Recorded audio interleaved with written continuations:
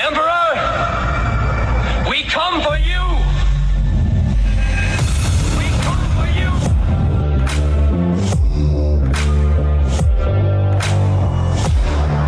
Did IQs just drop sharply while I was away?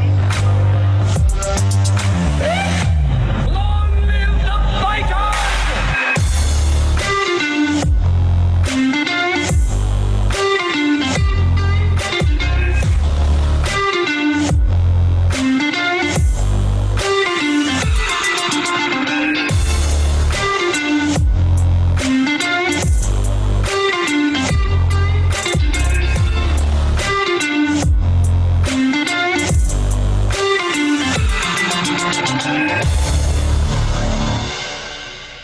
Happy 4th of July, everybody. This is Manuel Ramirez, and welcome to another episode of the Fusion Underground. I'm going to go ahead and, for those of you that are watching, I'm going to go ahead and I'm going to stop sharing there. And so now you can see us. Oh my gosh. And I am joined, as always, in our virtual studio by my lovely co-host, Jason Moret. How are you doing, brother? I'm good, brother. How are you doing?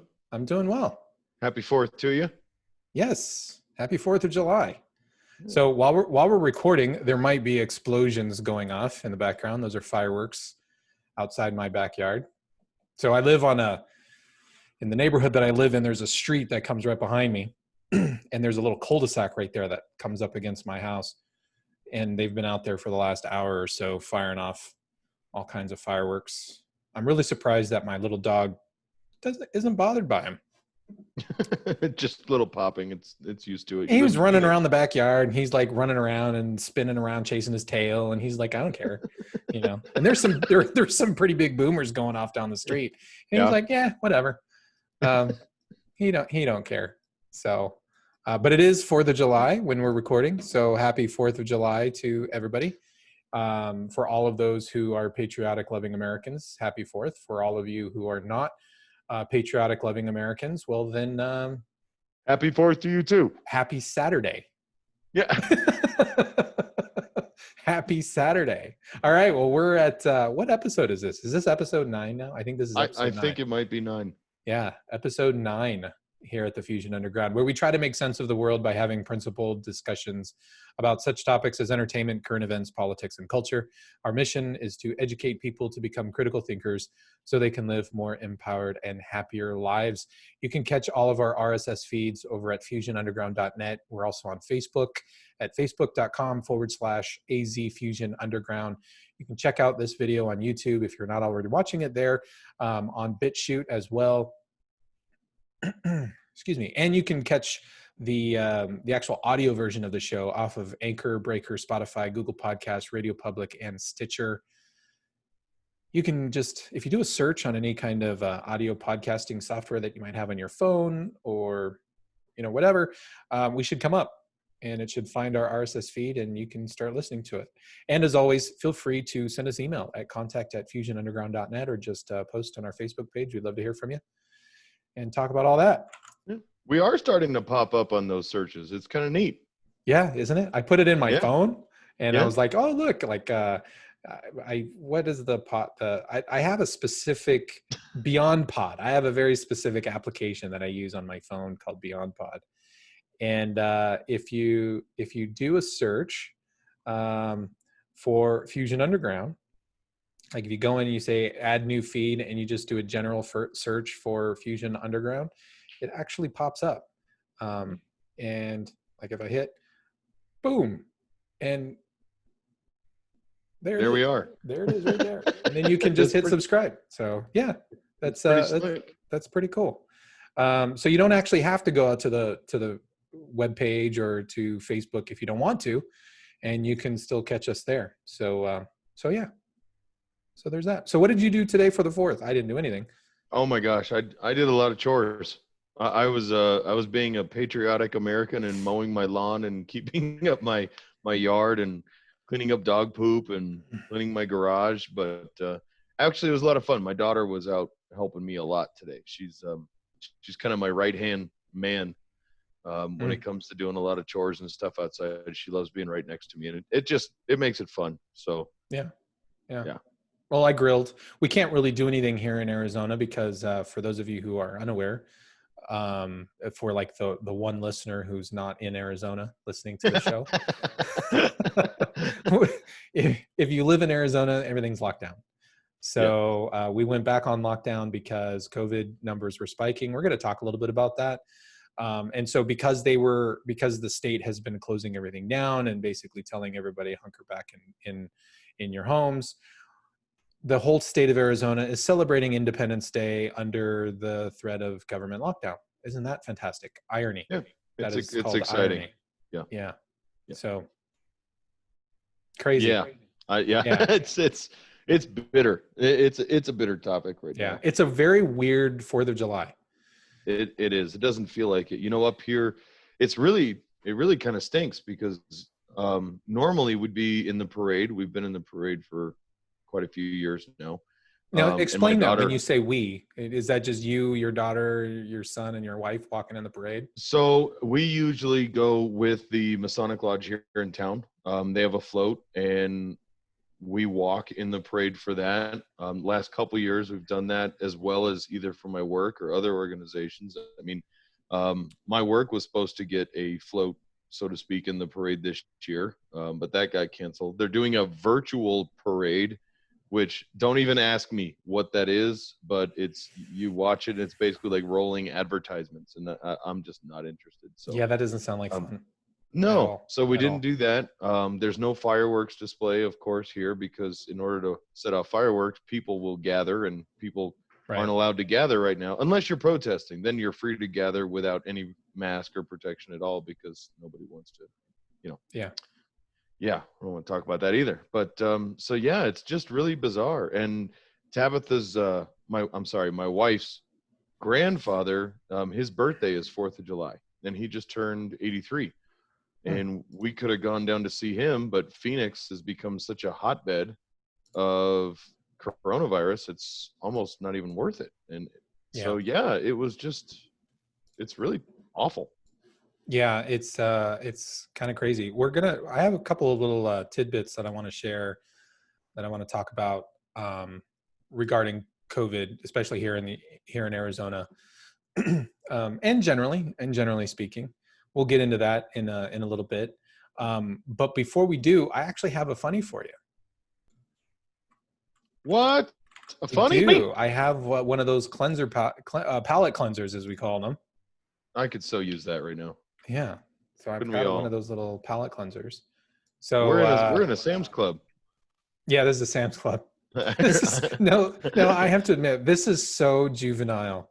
This is so for those of you that are not watching this on YouTube or BitChute, somebody is in. It looks like a Sam's Club. Could be a Costco for all I know.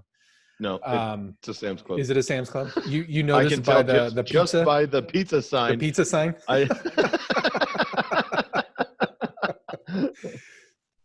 So just to set the stage, so this is a Sam's Club, and there's going to be a guy who comes up, and there's a post here, a pillar that holds up the roof, and if you're not seeing this. So this gentleman's going to walk up. I shouldn't really refer to him as a gentleman. You'll probably understand that in just a second. But he's walking up to this post, and he's going to do something. So yeah, just give it a listen. All and right. It is very, very juvenile.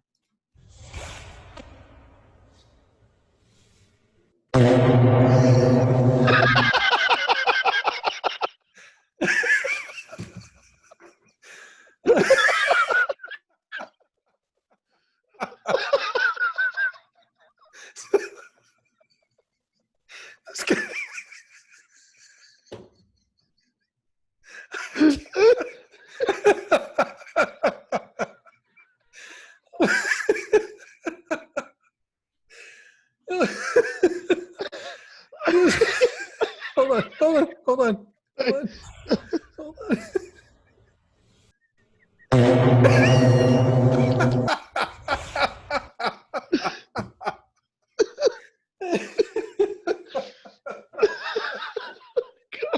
Oh my God. I actually Well, I expected him to, like walk into it or smash his face on it. I did not expect him to grab the overhead intercom and fart on it. Oh, the funniest part about this is next time my wife I go into Sam's Club, from here into perpetuity, she is going to give me the dirtiest look when I see that, because now there's almost no way I'm not gonna try it. Oh my god. And you can hear it just echo. The echo. Oh my gosh. Oh, I needed that. Thank you. Thank you so much. Oh. Whew. Oh my god, that was funny. I think I watched that like 10 times when I found that. It was just so funny. Oh my god. And he looks like he's about 60. It's not like some 12-year-old went up there and did that. He's like 60, right? And he's just, and I don't know if you can see his face. I cannot wait until because this is only a handful of years off for me before I reach this age where I get to be that guy. Because dang good and well, there's other people in the store, employees. Yeah. What are they going to do? Go up and tell that old man, hey, old guy, no farting on the intercom, okay? We've talked about this. This is the third time you've done that. He's got this face just, I'm sorry. Oh, my gosh. Oh, man. Yep. Those days are coming. That's good stuff, isn't it? That's good stuff. Man. Just too funny. Oh, my God. Yeah. So I found one for you. So cheers. Cheers. Thank you very much. Mm-hmm. Man, now I can go to bed happy. Yeah. And hopefully that won't get flagged for copyright. Oh, probably will. Who knows? So maybe that sound is actually copyrighted by somebody out there. Goodness gracious. Or maybe because we said Sam's Club. So I'm going to do it 5 more times. Sam's Club, Sam's Club, Sam's Club. Maybe that'll trigger YouTube to copyright us. Yeah. Or something, throw some kind of a flag on there. So okay. Yeah, that's annoying. Anyway, so there's actually a lot of stuff that's been going on. I've been dying to talk to you about. Okay. Now, for those listening, we've been kind of hemming and hawing about how we're actually going to carry out this entire episode. So it's actually kind of an interesting flow of events. I don't know if it's just because it's 4th of July. It's a weird 4th of July. Is it a full moon or was that yesterday? I don't remember. No, I think that was yesterday. Well, I don't know. It's still pretty darn full. Yeah. Let's just call it that. So yeah, I don't know if it's full today or if it was yesterday or if it's tomorrow, but it's pretty bright out there at night right now. I don't know if it's all that stuff. So, we usually do a topic. Mm-hmm. We usually talk about a specific topic and we kind of debate it around and everything. And this week's topic was actually going to be rites of passage in society. And I think we're still going to, talk about that, rites of passage. Yeah. And it's important, I think, whether there's the presence or lack thereof or what those rites of passage are. So I think it's a worthy topic of discussing and how it affects us as a society. And interestingly enough, I think there is a tie-in with other social groups, especially ones out there right now who are gaining more and more support. And I think there could be a link to the lack thereof. Yeah, I would agree. I would agree. And so I think we'll talk a little bit about it. We'll kind of get into that and unpack that a little bit. What's interesting is because of, now we didn't think about this before when we were first kicking around this as an idea. This was weeks ago. This was 2 weeks or 2 months, 2.5, 3 months ago. This was one of the very first topics we even initially discussed, I think. Yeah, it was one of the very first topics that we thought about on our overall podcast roadmap. So it's been over 2 months since we came up with this idea, and so that was before all of the rioting and the protests were going on. And you were the one who actually brought up the idea to have this particular topic, and I don't think you were thinking about any kind of protesting or rioting or anything, No, no, anything like not that. even close. Right. Not even close. Protesting, rioting, burning down buildings, people getting. I mean, that was so far out of the realm of possibility, even at the time, to really be Right. at the forefront of our thought process. Right. So we're not going to talk about that because of the protest, but I think it has a very interesting effect on things like the protest, especially among youth, right? We see this among really among like college age young adults. And so I think we'll get into that a little bit more as we get into that topic. But before we do, there's a couple of other things I want to bring everybody up to speed on. For those of you who do not watch the news, there's some interesting developments going on. I think it was just today. Yeah, just today. Gosh, excuse me. Feel like I have a frog stuck in my throat. Anyway, hopefully that's better. Sorry to cough in your ear. All right. If you get the Rona, we all know. Right. Anyway, a couple of hours ago, Kanye West. Now you know who Kanye West is, right? Yeah, unfortunately. Yeah, Kanye West announced that he's running for president this year. Oh, super. We have an alternative. Yeah. So we've got Joe Biden, we've got Kanye West, and we've got Donald Trump running for president. Now, for many states, Kanye West cannot get officially onto the ballot. So he's actually, he has to run as an independent. I think he's running as an independent across the board. So in many states, he'll be on the ballot, assuming that all of this goes through, assuming all of this is not some kind of farce or some kind of media stunt, which it's Kanye West. I mean, yeah, I don't know. I don't know. It could be a media stunt. Remember, because when was it? 2014, 2012, 2012, I think it was when Donald Trump said he was first going to run for president. He stayed in for quite a while, and then he bowed out right before the primaries started. So who knows? I don't know if this is a media stunt. I don't know if Kanye West is serious or not. Well, for Kanye, everything is serious, whether it's a big joke to everyone else or not. Right.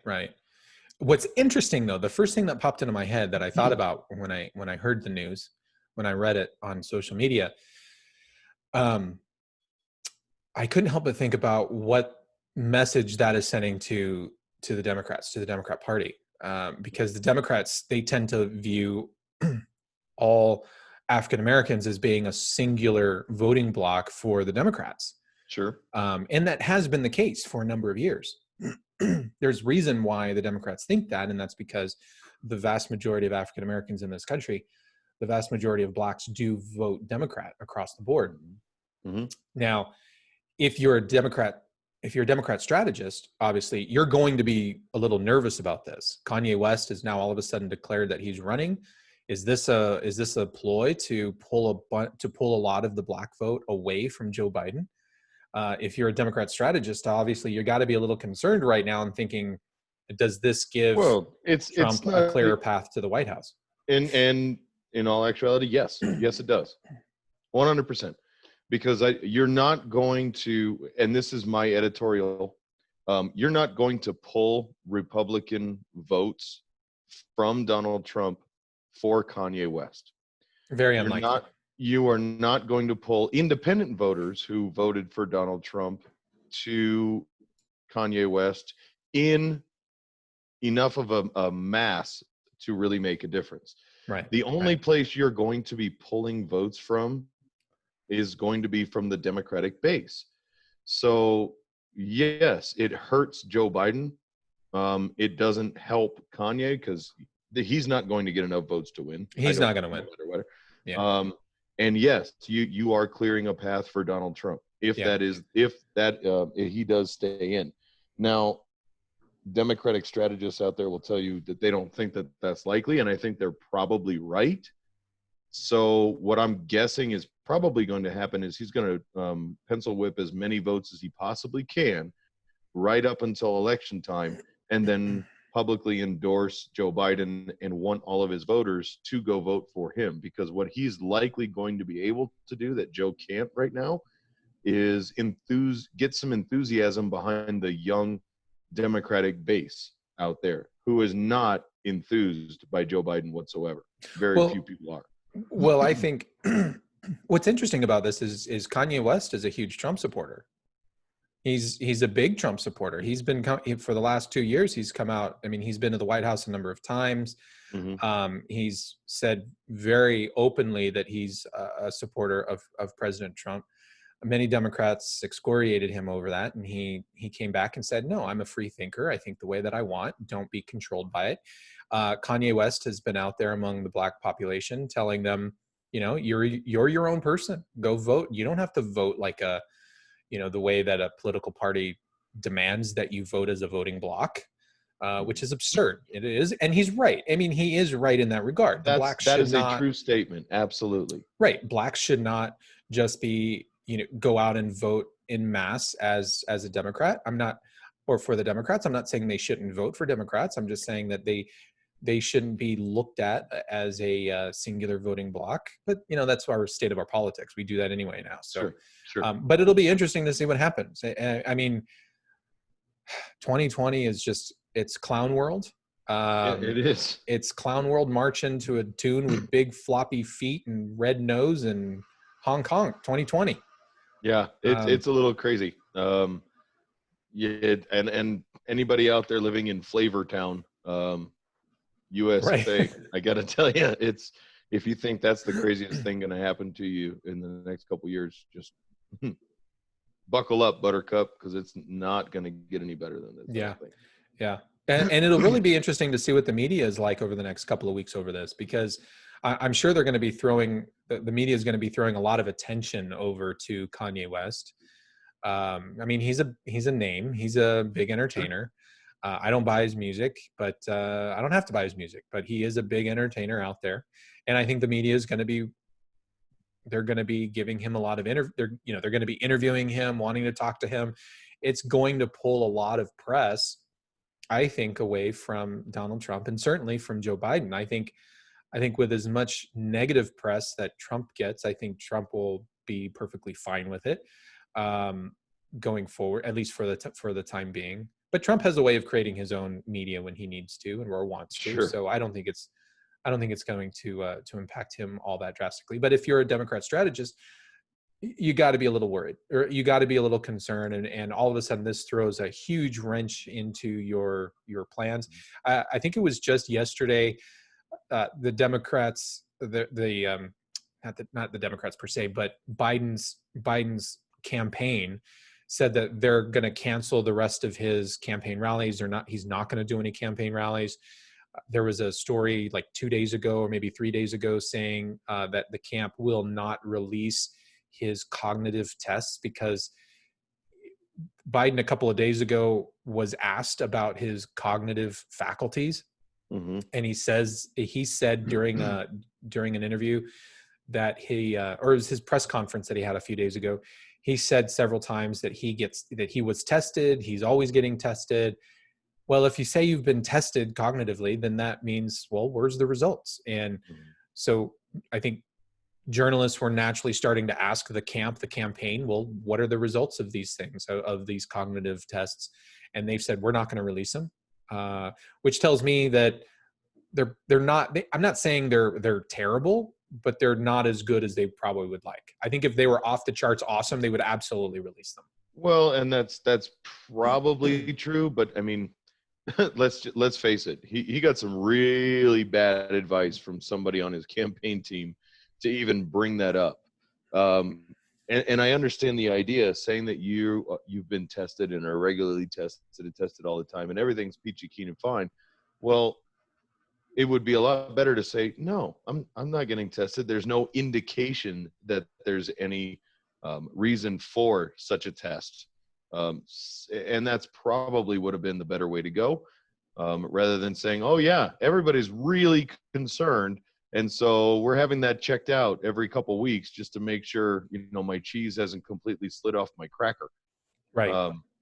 But yeah, So I'm not surprised that they're not going to release that. Um, and frankly, I don't think anybody really needs to see that anyway. I Mhm. can't hate on him for it. If it were my test, I wouldn't want anybody to see it no matter what it said, because it's not yours. It's mine. Back off. You Yeah. don't have a right to my medical records. Well, So it'll be interesting to see what actually happens. Speaking of political or presidential campaigns, now you didn't watch Trump's speech in front of the in front of Mount Rushmore. I I did didn't. not. I Thank did you for not watch bringing it. that up and putting me Yeah, under the gun. I yeah. appreciate that. Throw me under You're the bus welcome. for it. You're Yeah, welcome. it's Well, nice. I didn't watch it either. I didn't watch it either. I read the transcript. I read the transcript this morning when I was having coffee, mainly because it was pretty it was pretty predictable that the media's reaction to his speech was that it was doom and gloom and it was divisive, and so I thought, well, let me go out there and read this. There were several journalistic articles, New York Times and the Washington Post, were saying how President Trump was stoking racial divide in the country. There were several journalists saying, "What do you mean? What do you mean people want to tear down statues of Abraham Lincoln and George Washington? What do you mean? We haven't heard anything about that." So I had to go out there and read the article, or at least read the transcript. And I read it from beginning to end. And you know, Trump did call out. He did call out the protesters that are tearing down monuments. And what I thought was actually pretty grade A trolling. You know, um, Trump has a way of just flipping the tables on people, which I find to be absolutely hysterical. Mhm. You know, we've had all these people, protesters, pulling down statues of late all across the country. And so yesterday, Trump announced that he had signed an executive order to start a new, I guess it's a park, if you will, or some kind of a museum, where he's basically saying, oh, we're going to put up all the statues in this like secured museum that people can come and visit, and they can look at the statues on their own, which I thought was absolutely fantastic when I read that. You know, but President Trump was very, I read it. He was it. What I loved about it is, um, he sounds like a president who loves the country.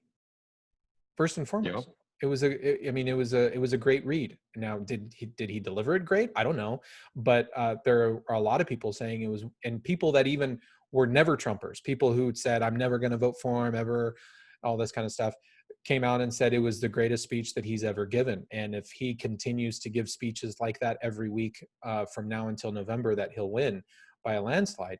And I thought it was a fantastic speech, at least what I read. Mhm. You know, I read the whole thing. But it was you could tell that it was a speech for love of country, love of our history. He included a lot of Black history in there, Black American history in it, talking about MLK and others. And it was, I mean, it was, I thought it was fantastic. So we'll see how that plays out. It's interesting. It's not the first speech, even in you describing it, that I've heard him giving that actually exudes that kind of idea that he's somebody who genuinely loves America. Yeah. And I guess the only surprising part, and I'm more surprised that I'm still surprised by it, Mm-hmm. but just how much the media and everybody seems to hate that idea, that actually loving the United States of America should be something that you should be ashamed of, Mm-hmm. or it's frowned upon, or how dare you love this country. You know Yeah. what? Our country is on fire. I mean, literally. Yeah. It's eating itself from the inside out, and it's really hard to sit back and watch. But all that being said, we have the greatest country on the face of the planet, and I don't have any problem saying that and backing that up. We have the absolute greatest country in the world, and I can't imagine another place I'd want to be. And I Yeah. hope that the unrest that's happening right now doesn't take that from me. So I just saw this on Twitter, and I want to share it here as I get the screen up, because I thought it was fantastic. You know, I'm hearing all these fireworks going off in my backyard.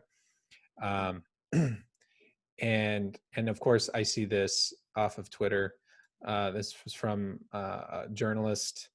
Is he a journalist? He's at TPUSA, which is more of a right-leaning type of a website. But you know, here, this is in California, so it's, you know, fireworks right now are illegal in California. And what I love about this clip, so this is a news clip, an aerial footage. I don't know what city KCAL is in. KCAL, maybe Los Angeles. I don't know. I don't know what city this is in, but it's obviously this big city, and there's fireworks. And so you can just see that there's this, look at all of these fireworks going off. Oh my gosh. It's incredible, just going off, just tons and tons of fireworks going up all over the place. So people That's have, impressive. isn't it? Yeah. I mean, people have just gone out and bought a ton of fireworks, and California is basically saying, F you, California government. Look at this. It's just, Wow. it's, Wow. That's and, awesome. and these are not public displays. These are not public displays these are not public displays of fireworks, because all of those were canceled in California. So this is just people in their backyards, in their communities, who went out and got fireworks, and they just said, screw it. I mean, like, It makes me want to go get mine and set them off, right? because I've got a handful. I mean, I've never seen anything like this. Yeah, you see fireworks going up, you know, at New Year's or 4th of July, but usually they're spaced out. I mean, these fireworks are just a few hundred yards from each other, and the whole skyline here, whatever city this is in KCAL, you know, just all over the place. So I thought that was fantastic. I thought that was, Yep. That's cool. yeah, I thought it was very cool. You know, good for you, California. Mhm. Basically, sticking it to the man. More power to you. I dig it. Yeah. You know, up here, if I were to set mine off, I'd probably be the only one for a couple blocks, and the police would come knock on my door. Well, that's because you live in the People's Socialist Soviet Republic of Flagstaff. Of Flagstaff, So, yeah. yeah.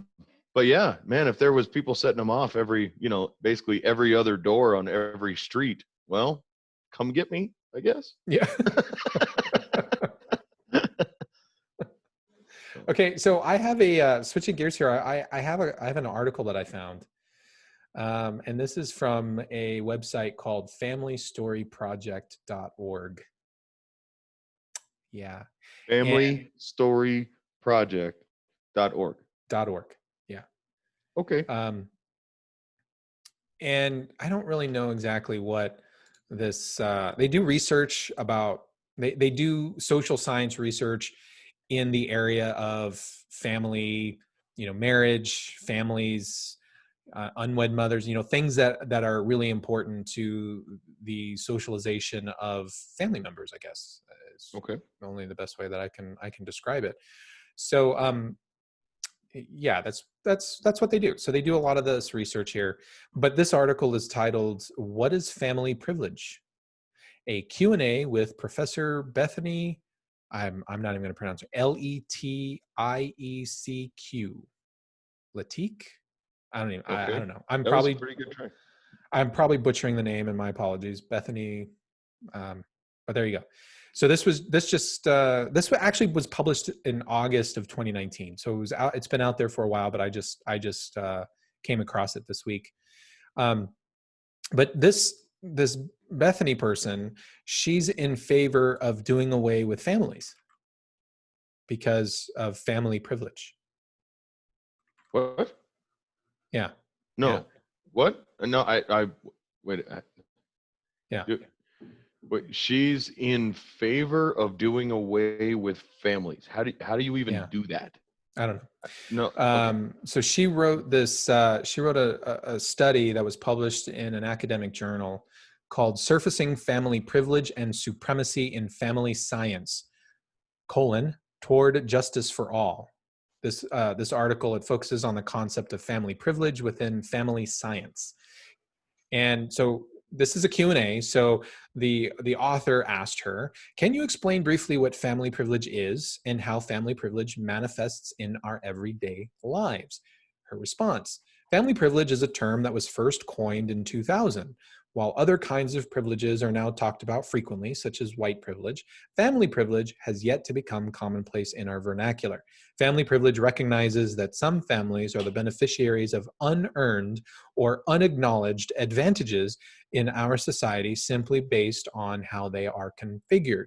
For example, our society values and privileges heterosexual marriages over other relationships, including couples who live together, raise children together, and choose not to marry.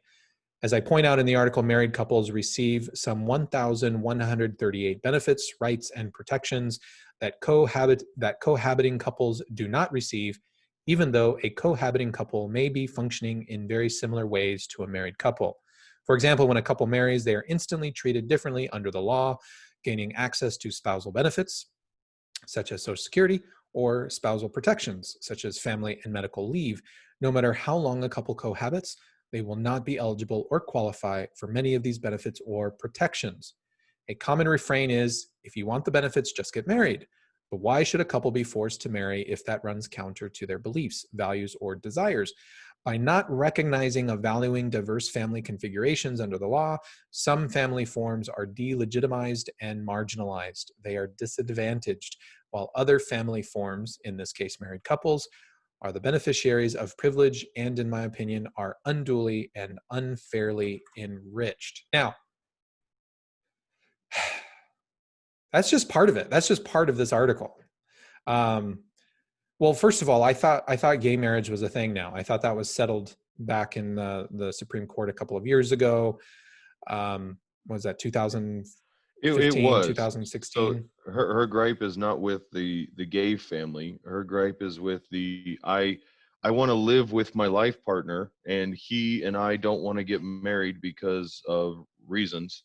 But we want all the all the benefits, which is funny. It's all comes down to money and have-nots that a married couple has, but that we don't want because we don't want to actually commit because of reasons. Right. Yeah. So, what's her first name? Bethany? With all due respect, Bethany, shut up. Who cares? You know what? Do you seriously think that I am more privileged than half the people out there because I'm married and have 2.5 kids? Get over yourself. I'm sorry. That's just so freaking stupid. You want to live your life in your family unit, however you want to describe it or whatever. Go live under a rock and beat drums and chant and smoke patchouli and do whatever the heck it is you want. But quit trying to attack the family unit that the rest of us are trying to hold on to. Okay? If it doesn't matter to you, fine. Go somewhere and go be happy. I wish you true happiness. But leave the rest of us that actually hold on to some sort of a family value the hell alone. Yeah, and there's a part of this article here. The article goes on to say, or Bethany goes on to say, that I'm skipping through some of the article, but she goes on and says, we've already discussed the disadvantaging of cohabiting couples. Take another example, a same-sex couple who commits to life together, say they also own a home, are financially stable, are surrounded by people who support and honor them, may be told they are not eligible to foster or adopt a child because some lawmakers consider them to be unfit parents. Yet there is no valid evidence to substantiate such a determination of unfitness. Well, I beg to disagree on that for just 1 second. I have to interject because I beg to disagree. And there's a lot of evidence, both from not just from a family science perspective, but also from a psychosocial perspective, a sociological perspective,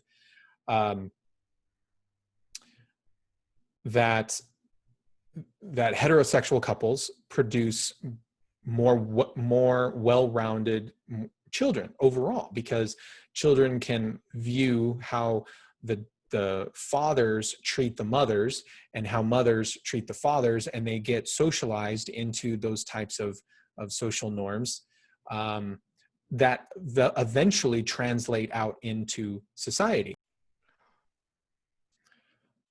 Hi. Hey, so we're still recording. Yep. Off we go. Hey, look at that. Uh, So I don't know what happened there. We lost internet for some strange reason, and but Too now we're many back. fireworks in the sky. I But guess so. I guess you were so. you were saying I beg to disagree on that, which Oh, I'm and then glad you, you and said then it I, first. and then I lost, and then I lost it. Yeah. Well, y- you know, I noticed that you were, and then I thought, oh my gosh, maybe I his was all internet went down, frozen up. and Yep. everything ended on my side. But thankfully, we're still recording. That's good stuff. So anyway, what I was talking about was how she's complaining, or at least lamenting, over these same sex couples. But there's a growing number of evidence, a mounting amount of evidence in various types of scientific circles, particularly in the social sciences related to psychology, psychosocial development of children, and other types of areas where heterosexual couples produce better, well-rounded children. Not just, of course, that's not the creation of them; that's already happened. But in the socialization of those children as they grow up and mature, children who are raised heterosexual with heterosexual parents, they can see how males interact with females and how females interact with males, and those things and those types of relationships they also extend out into society when you're in the workforce or just And shopping or anything like that. I think it's important to note, because I know the research that you're referring to, that this is not saying, the research is not pointing to the fact that homosexual couples cannot be good parents Of course to not. these children. That is Correct. absolutely not in question. Correct. I think homosexual couples can be very good parents to their children, and in some case maybe even better. Sure. But what the research you're referring to is actually speaking to the socialization and the development that the child has Right. throughout their upbringing and the effects that has later on in life. There is disparaging data between children raised in a homosexual um, parental situation at home versus a heterosexual one. Right. Correct? Correct. Okay. And that Right. and that evidence is pretty staggering. And it's not just evidence within particular elements of the United States; it's worldwide. Now, is that to say that every child in a heterosexual home is going to be better off? Absolutely not. Not necessarily. There are a lot of different factors in there.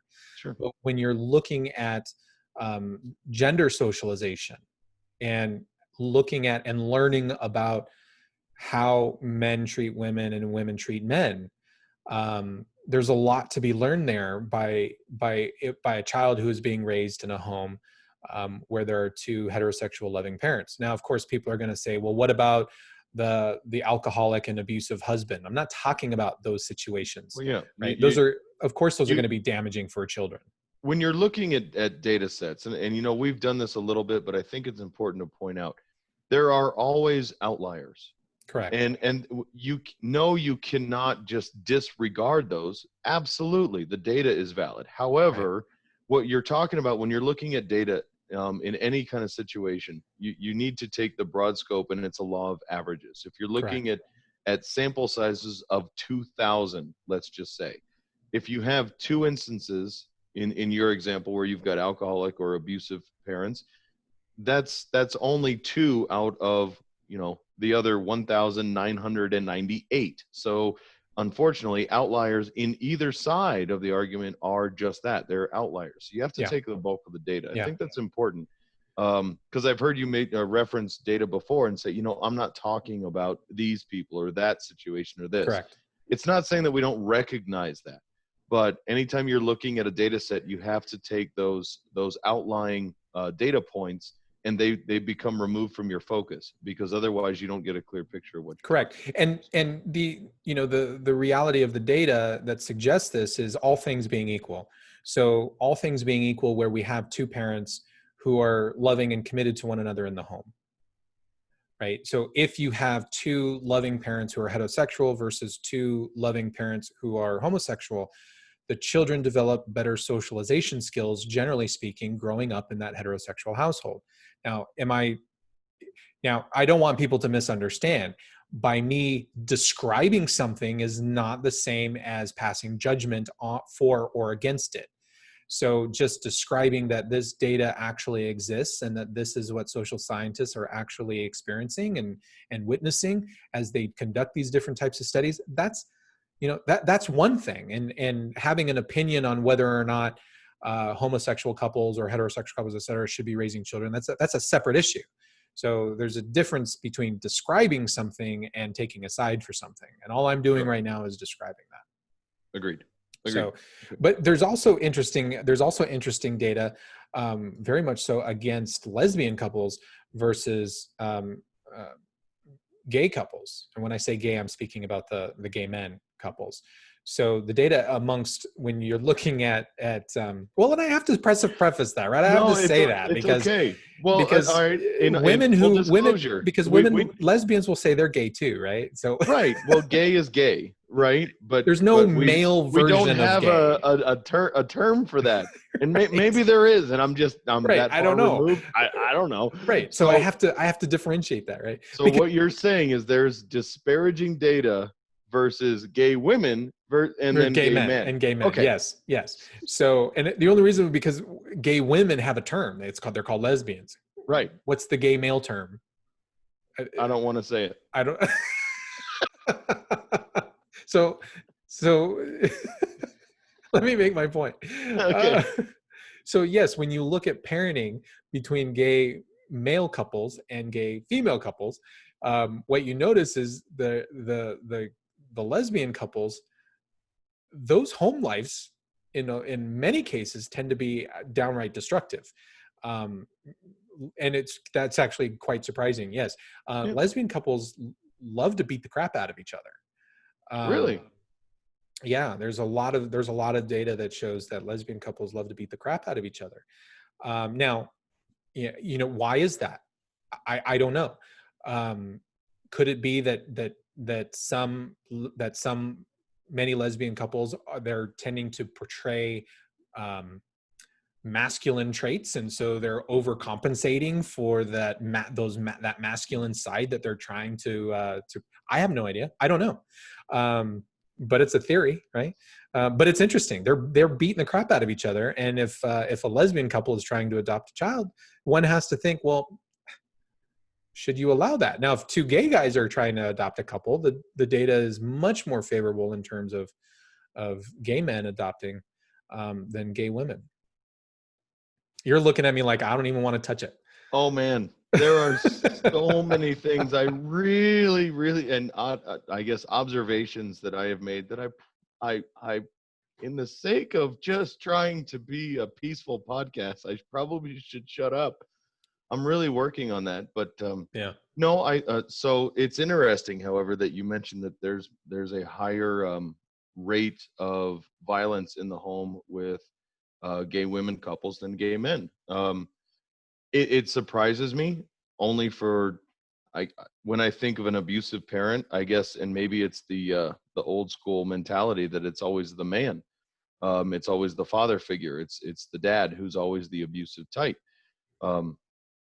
and maybe because there's two women involved and there isn't that natural show of masculinity, of testosterone, that it kind of lowers the threshold for that. It could be possible. Yeah, I don't know. In a gay man relationship, it's you know what, I just don't know. It's very interesting. Yeah, it is very interesting. The lesbian couples like to beat each other up. Who knew? Another thing that Bethany here says in this article, she says single parent headed families are also disadvantaged. You don't say. They're single Really? parent. They're single parent headed families. Wait, single parent as in there's only one parent? As in one parent. But single parent headed, meaning there's only one parent. So, but she just said that the traditional family unit with, two parents, right, man, female, Well, she's making a claim now that single parent families are perfectly fine. Oh, Right. okay. Let me I thought you. finish Oh, the I'm sentence. sorry. Let me Continue. finish the I apologize. paragraph. Yeah. Okay. Whoa. She says single parent headed families are also disadvantaged in a SNAF centric society. I can't remember what she defines. I think it's like, I forget. I can go back up and remember and see how she differentiated SNAF. To my knowledge, few American leaders have ever said that single parent families are in the best interests of society. Well, why would they? There's Well, an duh. overwhelming number of evidence that says kids are worse off if they're raised by a single parent. Yeah. Look at the single parent. Right. I mean, I'm sorry. You know Right. what? I have an awesome wife, and there's the two of us, and we make a good partnership and a good pair. And just one of us going to work is murder. My kids had off of school on the 3rd, and my wife was home with them, and I had to go to work.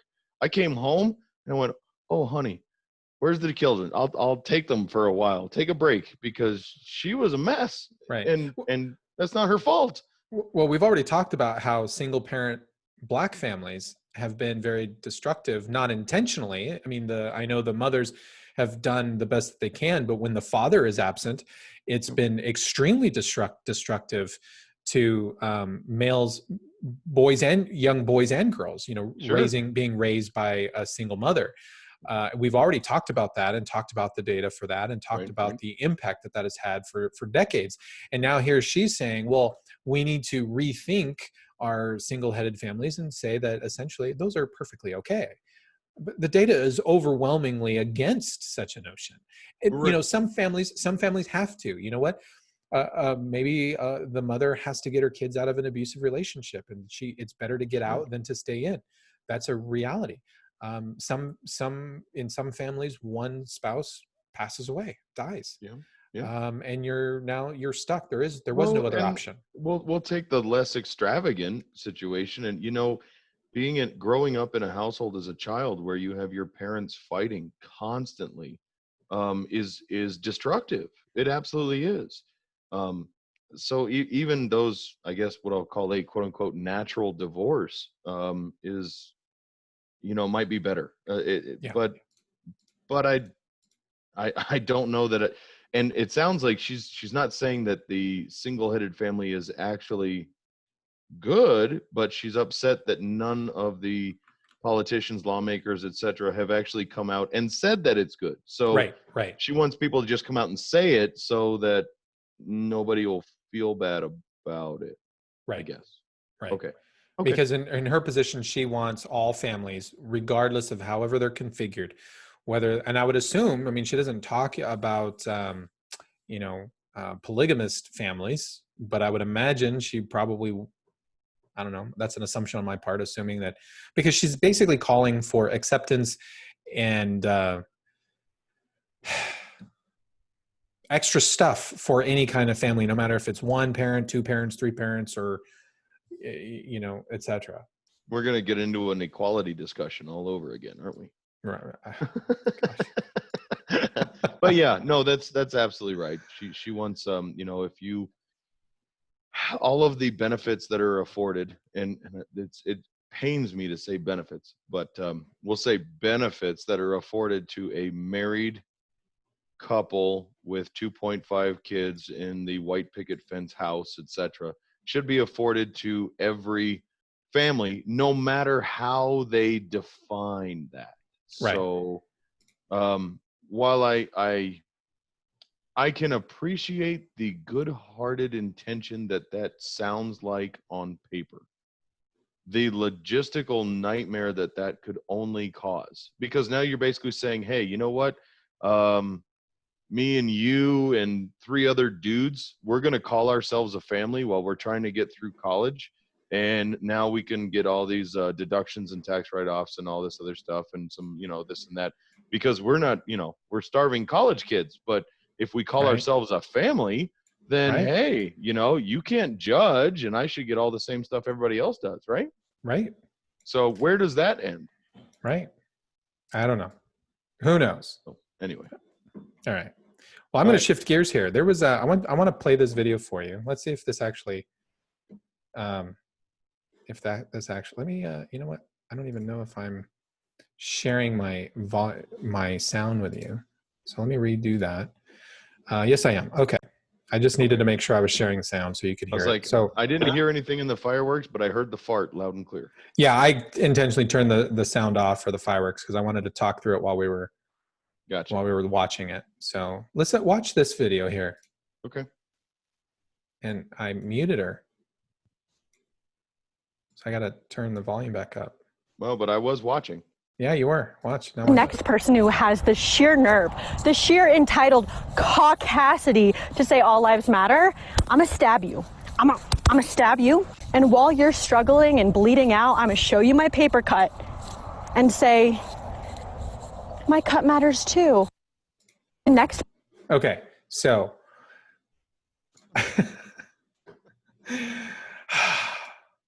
my gosh, you know, so this girl created this TikTok video and you heard what she said, right? Mm-hmm. Mm-hmm. And there were a lot of people that were essentially calling to cancel her. Now there's this thing called cancel culture that exists in our culture, in our society today, and it's terrible. Mm-hmm. It's absolutely terrible. People are getting fired for jobs just because they happen to say something online.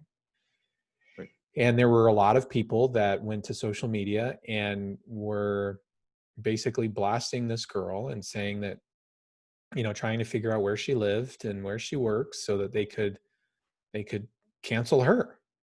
Okay. And then they did just that.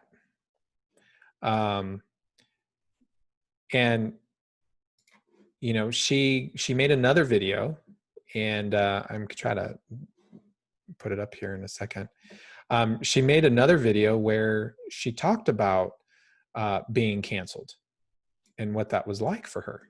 So let me put this one up here. So before I do that one, Okay, go ahead. What are your thoughts about that particular video? Well, all right. So I'm disturbed and disgusted by what she's saying. Honestly, it bothers me, and I think that's very indicative of what we're seeing right now. I've heard that argument before with the, you know, well, Black Lives Matter, yes, but all lives matter, and I can agree with that. I think all lives matter, and I'm not trashing the Black Lives Matter movement per se.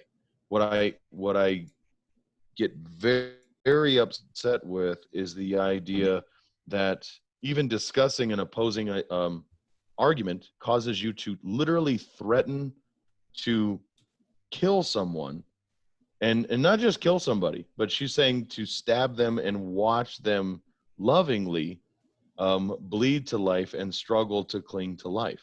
That's wrong. That's wrong. But So that being said, okay. Do I think she should have been canceled?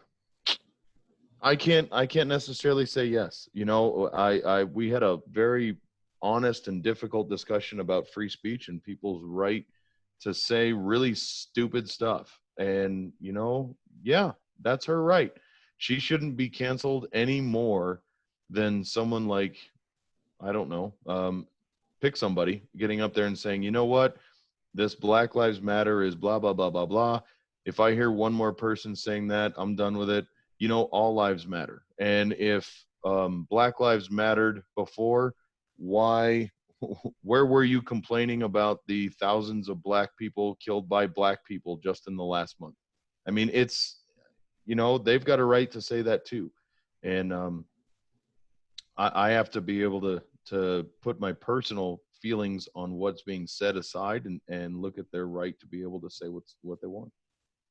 So when I first heard about this story, I watched the video, Mm-hmm. and the first thing I thought of was, wow, how bold of her to say that, that she wanted to stab people. And then I you know, and I thought about it a little bit more, and I thought, do I believe her? Do I believe she would actually stab anybody? And I don't. When I watched the video, I don't believe that she would actually stab anybody given the opportunity. If I were standing right in front of her, I don't think she would stab me. I just don't believe that. Now, maybe I let my guard down in front of her and she does stab me, and well, I got my own self to blame. But I think she was just being, I think she was using, you know, I think she said something very ludicrous to try to draw attention to the stupidity of her of what she thinks to be the point of her topic. Right. So I think she's using stupidity or ludicrousness to show and highlight other things that are ridiculous. Do I agree with the phrasing? No, I don't. But at the same time, after watching it, I just kind of shrugged my shoulders and thought, well, whatever, who cares? I really don't care about her, and it's not worth me wasting energy to even think about her. Now, a lot of people attacked her online, and it made me think back to the Joe Rogan bit, where people need to be able to say stupid stuff so that others can say, bitch, what? Right? Yeah. That was the whole Joe Rogan bit. So I think people were in essence saying that, like, calling her out on her stupidity, and they have a right to do that. And she should be able to take that heat and say, okay, maybe I went a little too far. But then she made this video, then this came out, and I'll play this one for you.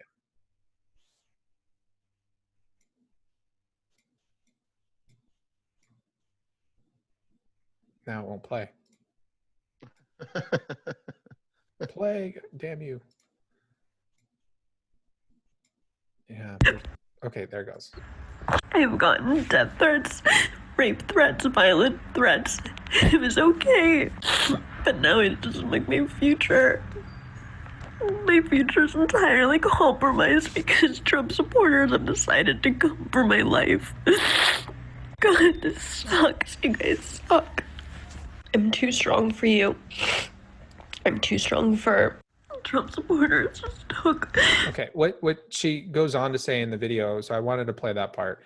What she goes on to say in the video is that she lost her job offer from Deloitte. So I guess she had a job offer allegedly, and she lost it because of the backlash that she was getting on social media. And of course, a lot of people attacked her again on social media and says, well, serves you right.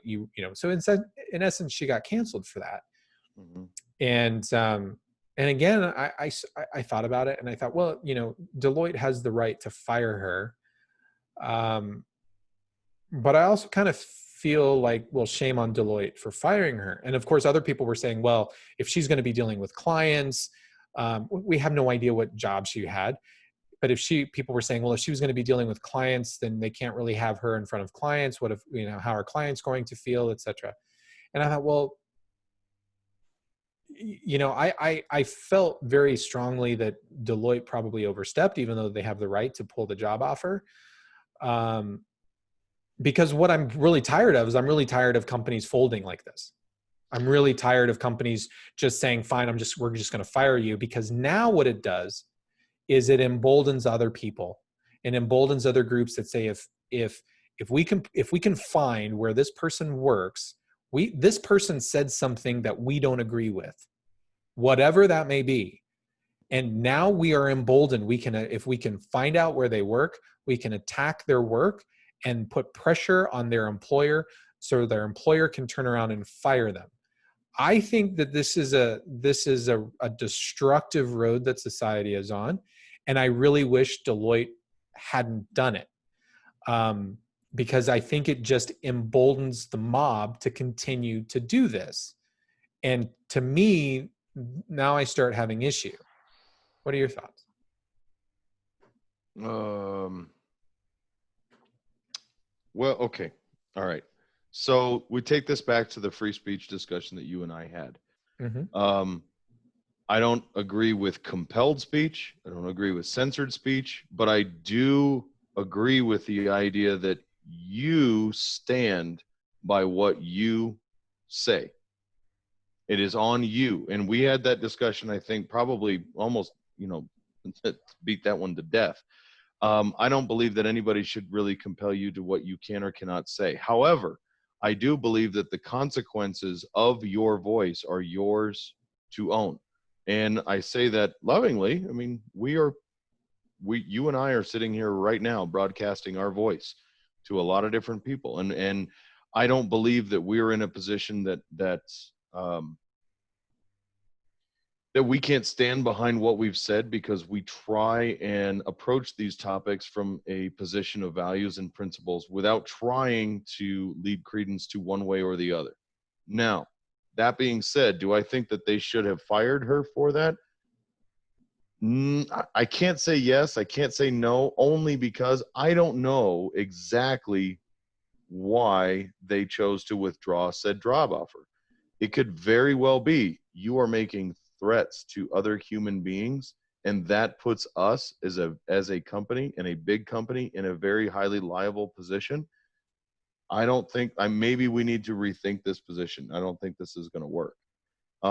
I can't fault an employer for that. However, if they fired her for the sake of saying, you know what, she's getting blown up on social media and she's being, there's a lot of people angry with her, and we just want to distance ourselves from that. That's the problem. And that's what I think I'm hoping, or I think that you're actually trying to allude to, is that just being reactionary to somebody getting bad press, that's not okay.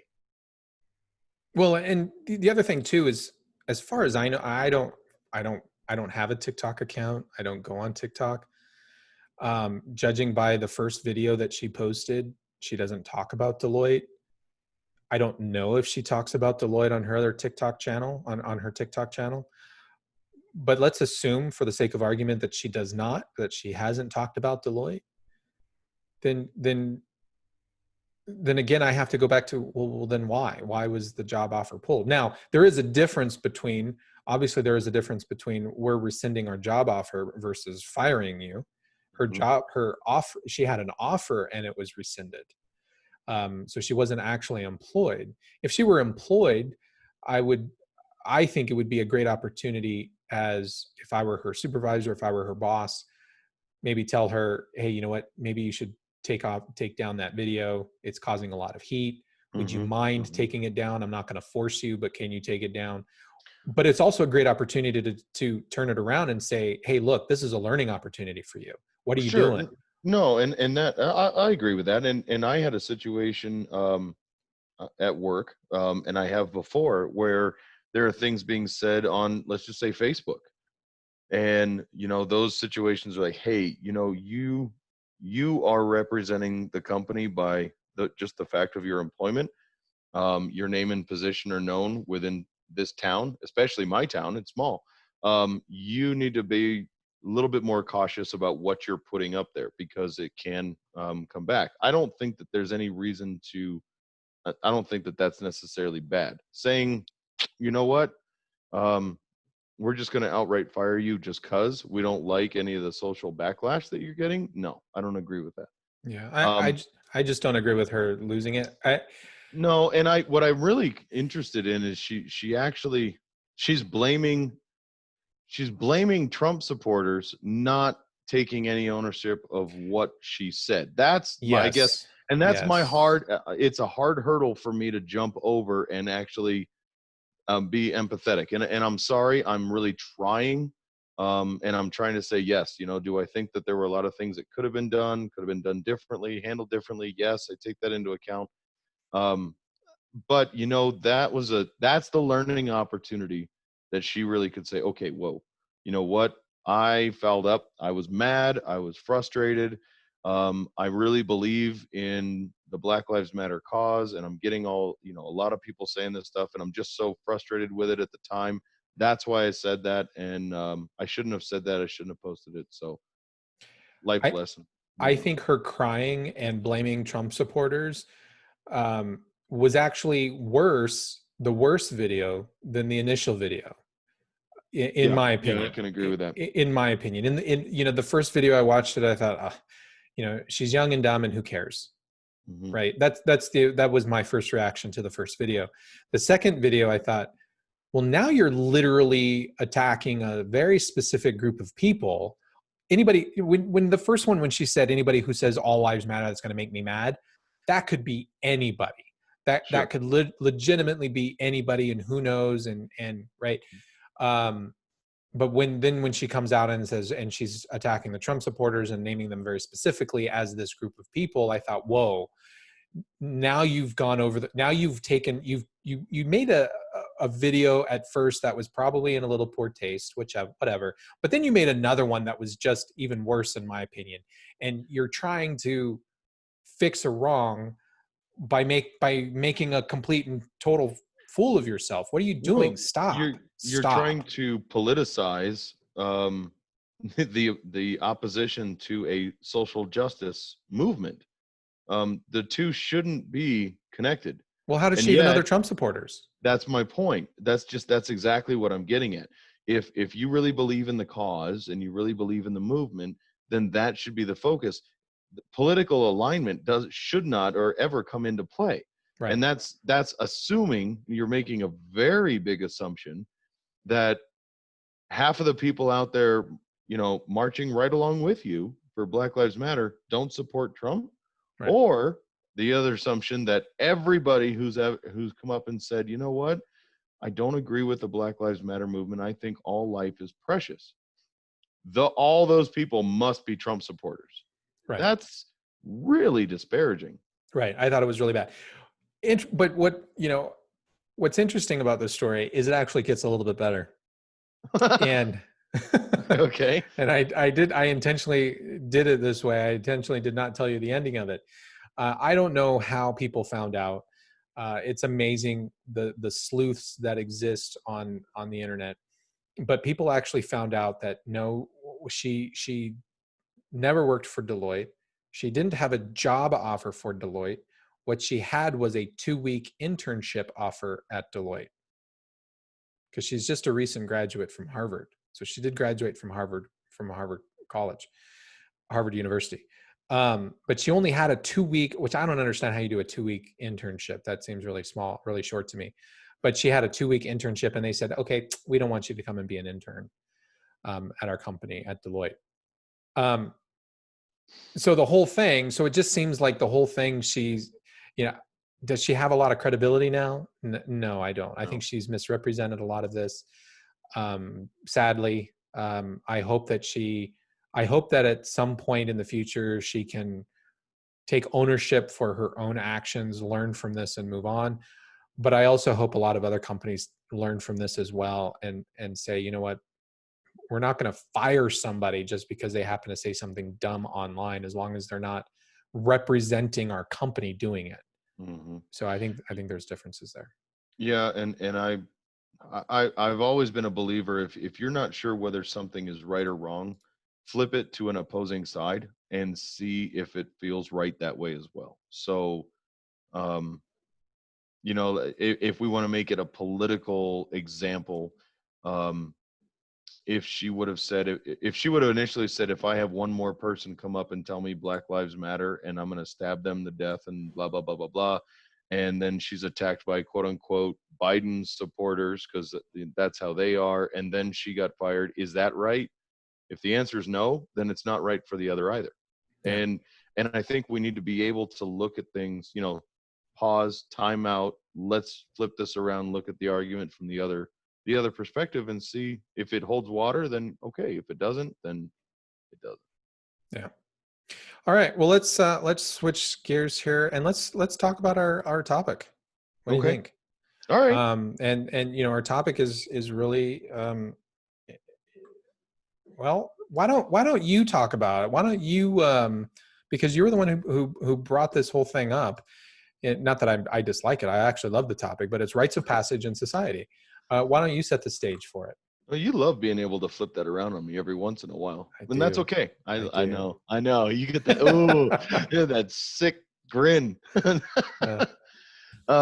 So we talked about rites of passage long time ago, and it's something interesting that's always intrigued me about societies, because it's not just ours. I mean, throughout history, there's always been forms of rites of passage that happen throughout or periodically throughout life, even in tribal societies. A lot of, we'll say even Native American tribal societies, the man, as he was going through his growth, once he reached quote unquote manhood, there were hunts that they had to go along on, that they had to do on their own, things like that, that was their rite of passage. Many of those spirit journeys that they had to go through. On the female aspect, they had to sit and learn from the matriarchs of the tribe on how to sustain the entire tribal life. I mean, because especially in the Native American cultures, it's still very matriarchal. So they are in charge. They're essentially the chiefs. Mm-hmm. And no matter what part of the world you were in, no matter how big or small those societies were, there were always rites of passage that happened for both men and women. And it's interesting if we look back, and I'll just take, as an example from my own life, we still have some, nothing as big as me having to get a spear and go out in the wilderness to hunt a tiger to prove myself a man. But there are little things that we still have, and yet some reason I feel that there's a lot missing in our society.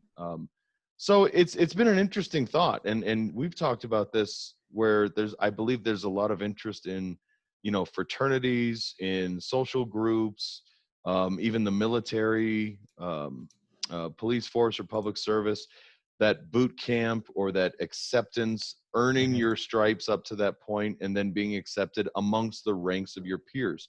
You talked about it even during your military boot camp experience, and what that meant to you when finally those commanders actually saluted you as you walked across the field. That was a huge rite of passage. You had cleared through that boot camp experience, and now you were accepted amongst the ranks of those other sailors as a peer, as an equal. Not an equal, because of course there's military rank, but it's interesting that level of acceptance amongst a group mentality, it's something that I think we still have internally. And my fear is that if we don't provide for that in some capacity, people will find it one way or another.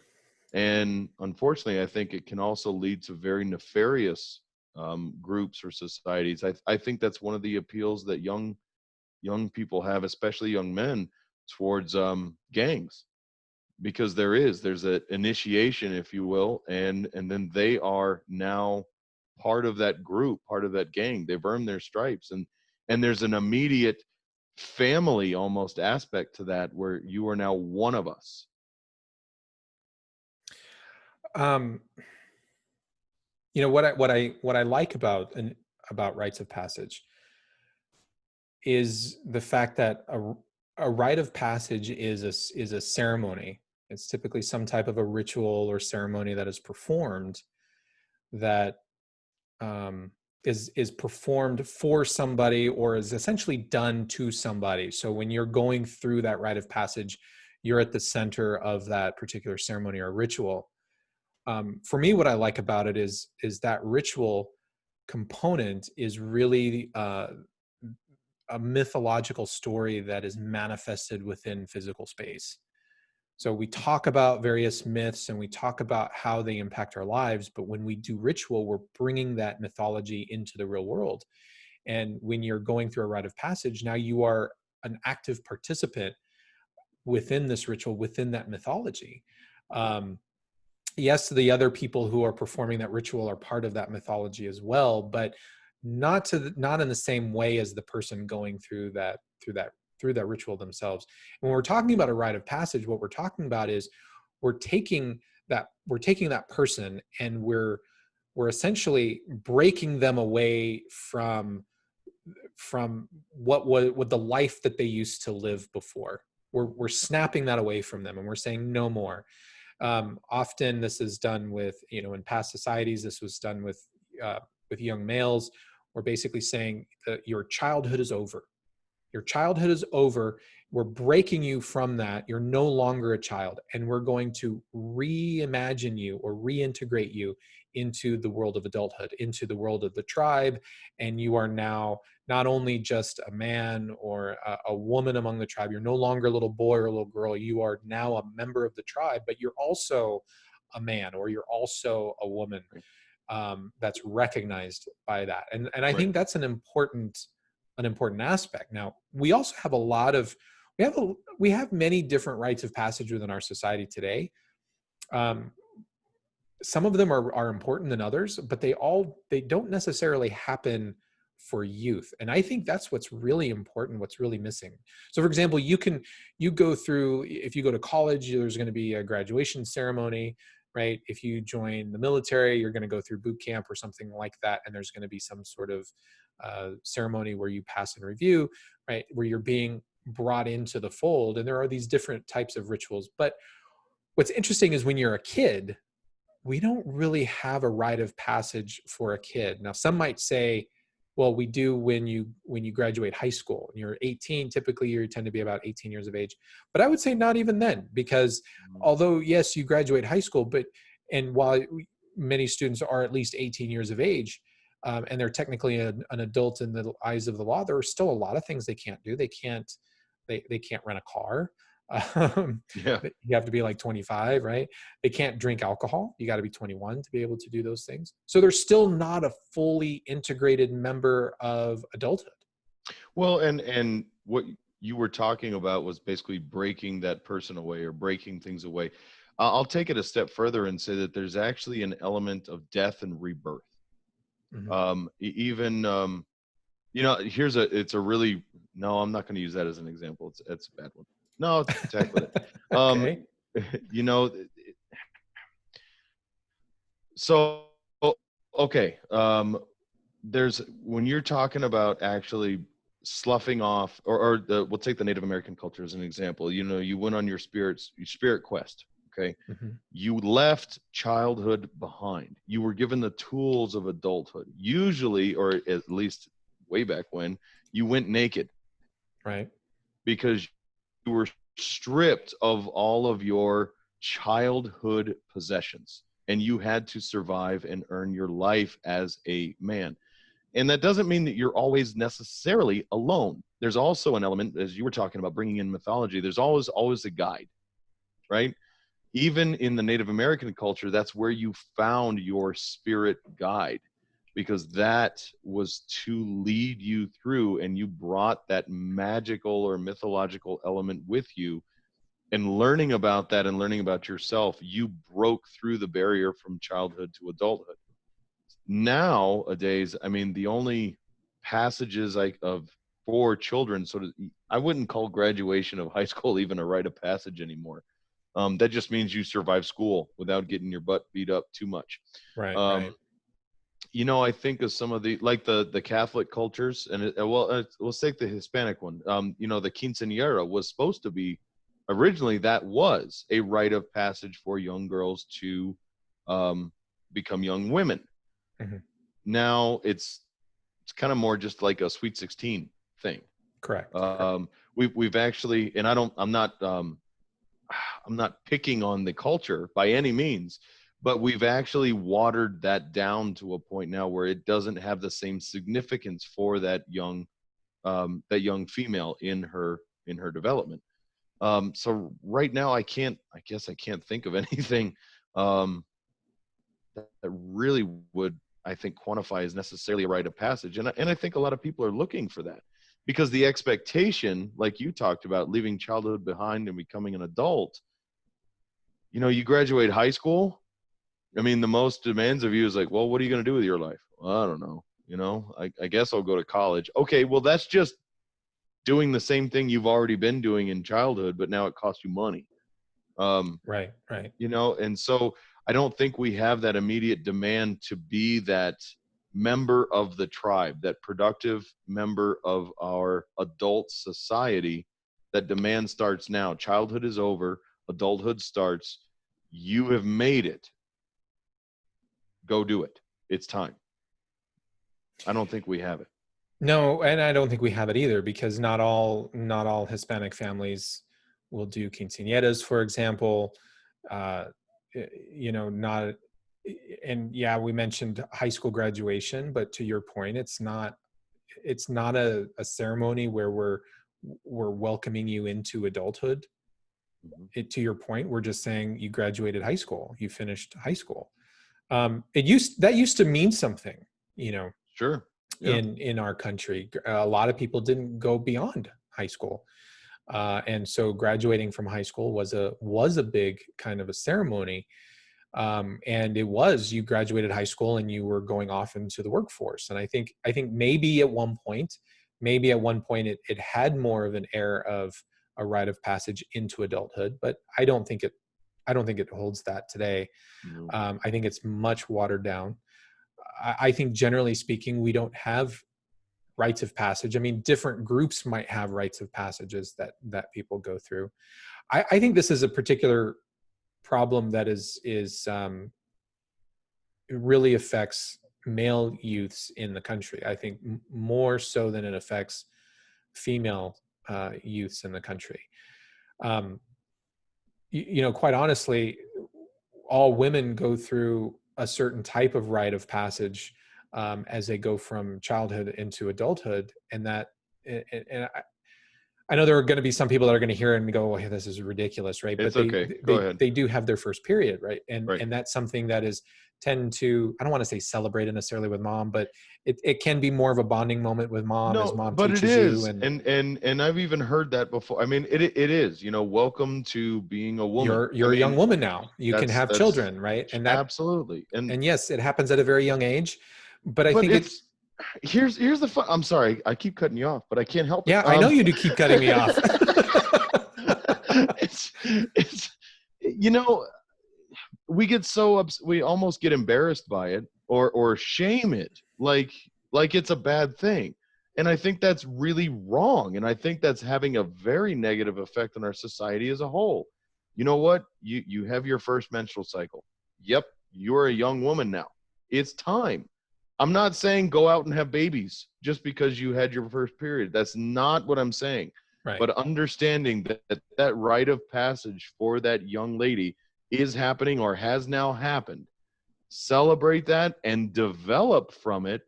Otherwise, we're setting that person up to go find that somewhere else. And I'm telling you, people will find it. And yes, I think men, I agree with you. I really do think they're going to find some sort of rite of passage in their own life, even if they don't want to call it that or recognize it as such. Well, my whole point in bringing up young girls and having their first menstrual cycle is that doesn't happen for boys. Boys don't have a very specific, very defining moment in their maturation that says you're now a man. That usually involves some external activity where a father figure will tell them you're now a man, and who knows what that may be, and it's always something different, right? Every single girl is going to go through their menstrual cycle, is going to have that first menstrual cycle where they go through that thing where society does say, well, you're no longer a little girl anymore. We still do that today with young girls when they have their first periods, but there's nothing like that for young males. Correct. There's nothing like that for young males. And so I think there are young men who they're looking for something like that, and they go off and they seek it elsewhere. And often when you're young, you're in high school age, and especially if you're growing up in a very economically depressed portion of town, some of these young men don't have fathers. They have no idea what masculinity is like. And that's part of the rite of passage, right? Because when a young girl has her first period, that's a growth into femininity, into what it actually means to be a woman now. Young boys don't have that. They don't have that, here's how you be a young man. And sadly, many of them, especially in economically depressed parts of our society, they seek that out. They seek that out in other ways. And some of them join gangs where they, they're treated, now you're a member of the tribe, and you're now a member, and there's this twisted version of masculinity. But those young gangbangers are saying, you're now a man, you're now part of our tribe. And that's why this sticks for a lot of young men. Sure. Yeah. And there's been talk about this for a long time. What is the attraction for gangs and we'll just say gangs. What's the attraction? Why do people continually get involved in these groups? And there's been a lot of theories back and forth about, economic opportunity or social this or that, or the absentee of, XYZ.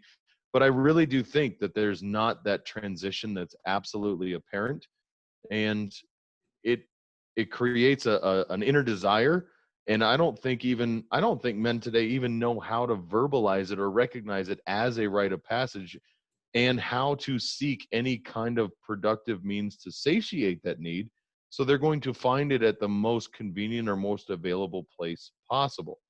And in those areas, there's a high level of gang activity that's going to provide that sense of belonging, that sense of family, that transition from old life to new life, that death of the old child and the birth of the man into his new family or new group.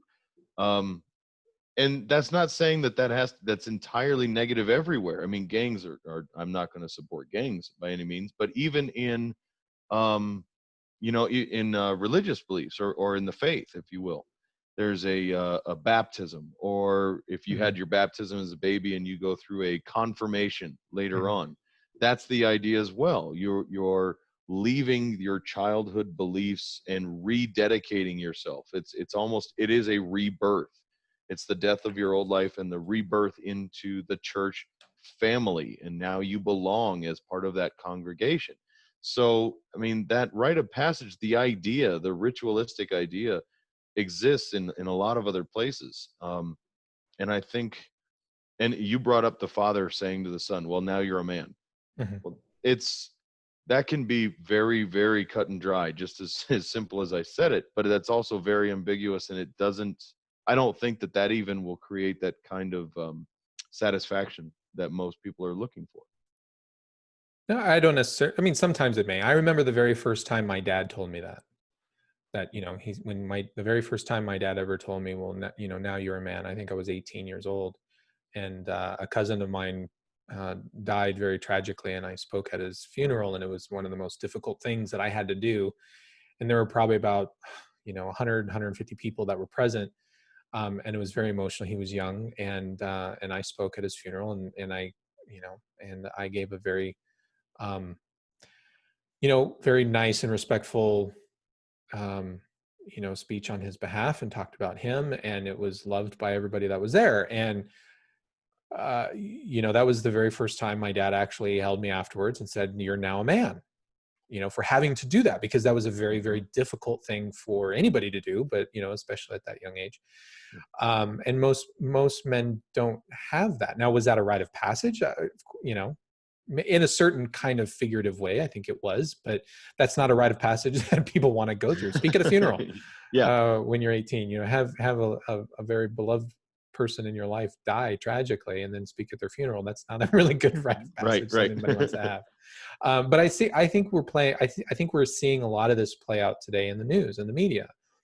A lot of the protesters, for example, that are, the Black Lives Matter, whether it's Black Lives Matter or if it's Antifa, you look at the majority of the people that are out there. Yes, there are some old creepy hippies that, loved it during the 1960s, still have their long ponytails and wearing Birkenstocks, and, they never got out of the 60s, and they're still trapped there.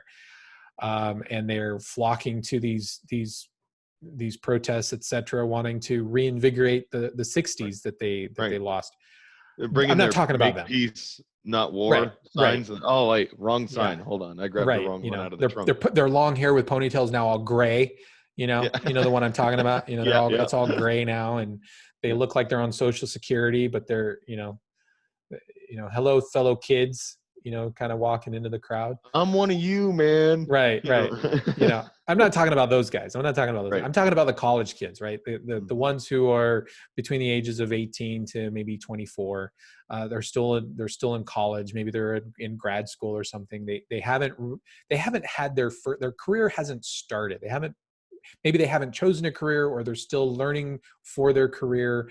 They might have had a few part-time jobs while they're in high school or in college. They haven't been out there and done anything. Many of these kids still live at home. They still rely Just heavily on their finished parents. their Harvard degree, and they're getting their 2-week internship coming up. Yeah, so to speak, right? So a lot of these young college kids are still very heavily dependent on their parents and grandparents, and I think for them going out there and protesting, this is, many of them think that it's amazing to me when I look at generation, the millennial, not so much the millennials anymore. The millennials are now older and they're in the workplace. Yep. I'm talking about like, what is it? Gen Z now is the youngest one. Gen Z, or is it Gen X? No, Gen Gen X Z. is mine. Yeah. I'm Gen X. Oh wait, sorry, never mind. I didn't mean anything Shut by up. that. Don't take that the wrong way. But the Gen Zers that are out there, right? I mean, I think those are the latest ones. Often these Gen Zers, they think that history began in 2000. Yeah. They don't think that any other generation has ever seen anything of difficulty, has ever experienced Oh yeah. anything difficult. Yeah. No, this is all brand new to all them. This nothing like this in history has ever happened before. Right, nothing has ever happened, and so they think, well, all this is amazing. We have to go out there and fight for it, and it's like there's over 200 years of history just in this country alone where stuff like this has been going on for a long time. You're nothing special. But I think they're going out there because they see other people their age going out there and protesting, and there's a certain sense of bonding that happens by Right. going out there. It is. It very much is its own social family, if you will, its own social group. And yeah, you come up to that line and you have to demonstrate that you are one of them, and then they welcome you into the pack, into the group, and you become part of that that society, and you've left whoever you were and whatever you were behind, and now you're one of us. And it's if you align with that, it's very warm, it's very welcoming, it feels good. Sure. I'm with other people that feel and think the way I do, and then all of a sudden things that somebody else might say in that group that would have sounded crazy, you know what, but I know him, he's part of my family, yeah, I can go along with that. And that's how things continually escalate in groups like that, is because it feeds off of each other. We see that not just picking on protesting groups. I mean, we were talking about gang violence. It gets worse and worse and worse and worse and worse, and it escalates. Yeah. So yeah, it is in a sense almost a rite of passage when you come out and you find the cause that is going to define you, and then you become welcome into that causal tribe. society. That's it. You got it. You become welcome into that tribe, and they accept you, and I think we're seeing that play out in the media right now. And there's a sense of solidarity among these young protesters, and even Antifa, right? Antifa have flags that they wave. They have their own logos. They're all very communist and socialist, but more power to them. They're all dressed in black, and with their combat boots and their red flags, and they're calling for more socialism. They think that they don't think socialism has ever been tried, but now it's this wonderful thing. Socialism sounds great on paper. They haven't learned about the horrors of socialism. They haven't heard about the horrors of communism. Well, and I wonder how much of that is really their fault. I mean, how much have we stripped out of our history books anymore that's not allowed to even be taught? Oh, well, I absolutely agree. I think a lot of our education system is failing our young students by not teaching them about communism and the history of socialism, etc. The hundreds of millions of people that have been killed around the world from socialism, but they found their tribe, and they're globbing onto it. One of the things that I think is interesting from a male perspective is the relationship of boys becoming men and eventually becoming fathers. And I think this is really important, especially in today when we hear all this talk about toxic masculinity. That's the catchphrase that we hear a lot about, toxic masculinity. And if there are a lot of, and we've seen this in the Black community, there are a lot of single parent families a lot of these youth are growing up, especially young men, young Black men who do not have fathers in the home. So they have zero understanding of masculinity at all. They have zero understanding of what that means. And they're going to get it from someplace, and they're getting it from other people that are just slightly older than them, and often in some of these gangs and so forth.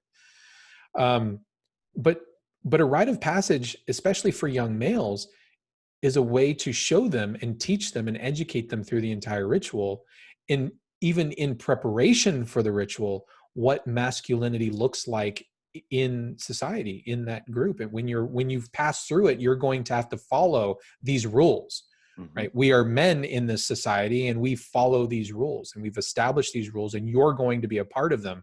Otherwise, we're going to cut you out. Right. We're gonna ostracize you from our group, so you're going to have to abide by these rules. We don't have that for young men. So young men aren't being taught and told how to actually be an upstanding male citizen in our society. Right. And I've heard this the toxic masculinity issue before. You know, I'm all for infectious masculinity. I think that men have an inherent desire to lead, to be the strong male. And I think we need to encourage that throughout, not just, in our own backyards. I'm talking about everywhere. We need men to actually stand up and be strong men, because a strong man is not going to fall for the kind of petty crap that's happening out there right now. Well, I'm sorry. You take it to the gang example that you talked about. That young man, if he was a strong young man, he's not going to be looking to some other kid who just might have been part of that gang for a little bit longer than him to teach him how life is going to be. And a strong man is going to be the one who actually teaches their son, teaches their daughter even, how to think, how to rationalize, what it means to be responsible. I can't necessarily say I had a huge rite of passage in my life. I know for me, moving out of my parents' house and into my own place with my wife, that was a big transformative moment for me. That's where I had to leave that childish idea behind, and I was immediately shot into being the provider role. That changed me I think for the better right away.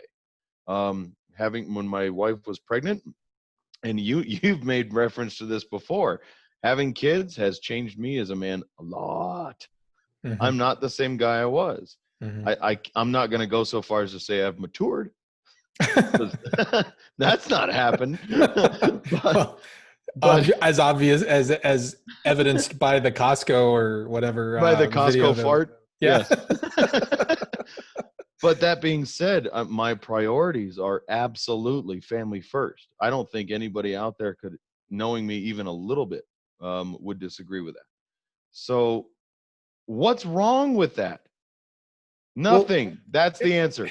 There's nothing wrong with it. And keep in mind that when we're talking about a strong male or strong masculinity, we're not talking about somebody who's beating his wife. We're not talking about those kinds of things, right? We have to preface that now. We have to actually, because if we don't, there are going to be people that listen and say, well, what do you mean by strong? You have to define strong. Do you mean that you're going to come home and beat your wife and beat your child and drink a bunch of beer all evening long and demand that your wife waits on you hand and foot? We're not talking about those things. That the reality of it is that's not strength in masculinity. That's Correct. Weakness. Correct. That's insecurity. And that's a need for dominance because you don't have anything that you are in control of in your entire life. And so you take advantage of people that you feel are lesser than you. That's not strength. That's weakness in its fullest extent. I'm talking about the father who figures out a way to provide for his family, even when he's having struggles. The husband who, even though that they're having marital difficulties, maybe at home, figures out a way to rise up and be strong enough to have difficult conversations with his wife. How do we fix this? That takes real strength to be a real masculine man, to actually be able to do that. Beating up on somebody weaker than you is a coward, and that's weakness. That's not what I'm talking about. Right, exactly. And going back to joining gangs, right? Or just falling in with the wrong crowd. You don't necessarily have to be part of the Bloods or the Crips or something like that and be part of a hardcore gang. You could just simply fall in with the wrong, young men can fall into the wrong group of other young men. Without those father figures around, without those other types of uncles and whatnot who are going to perform the ritual of integrating you into the masculine form of society, if young boys are getting caught up in the wrong group of guys, then the lessons that they're learning is that masculinity is really all about aggression.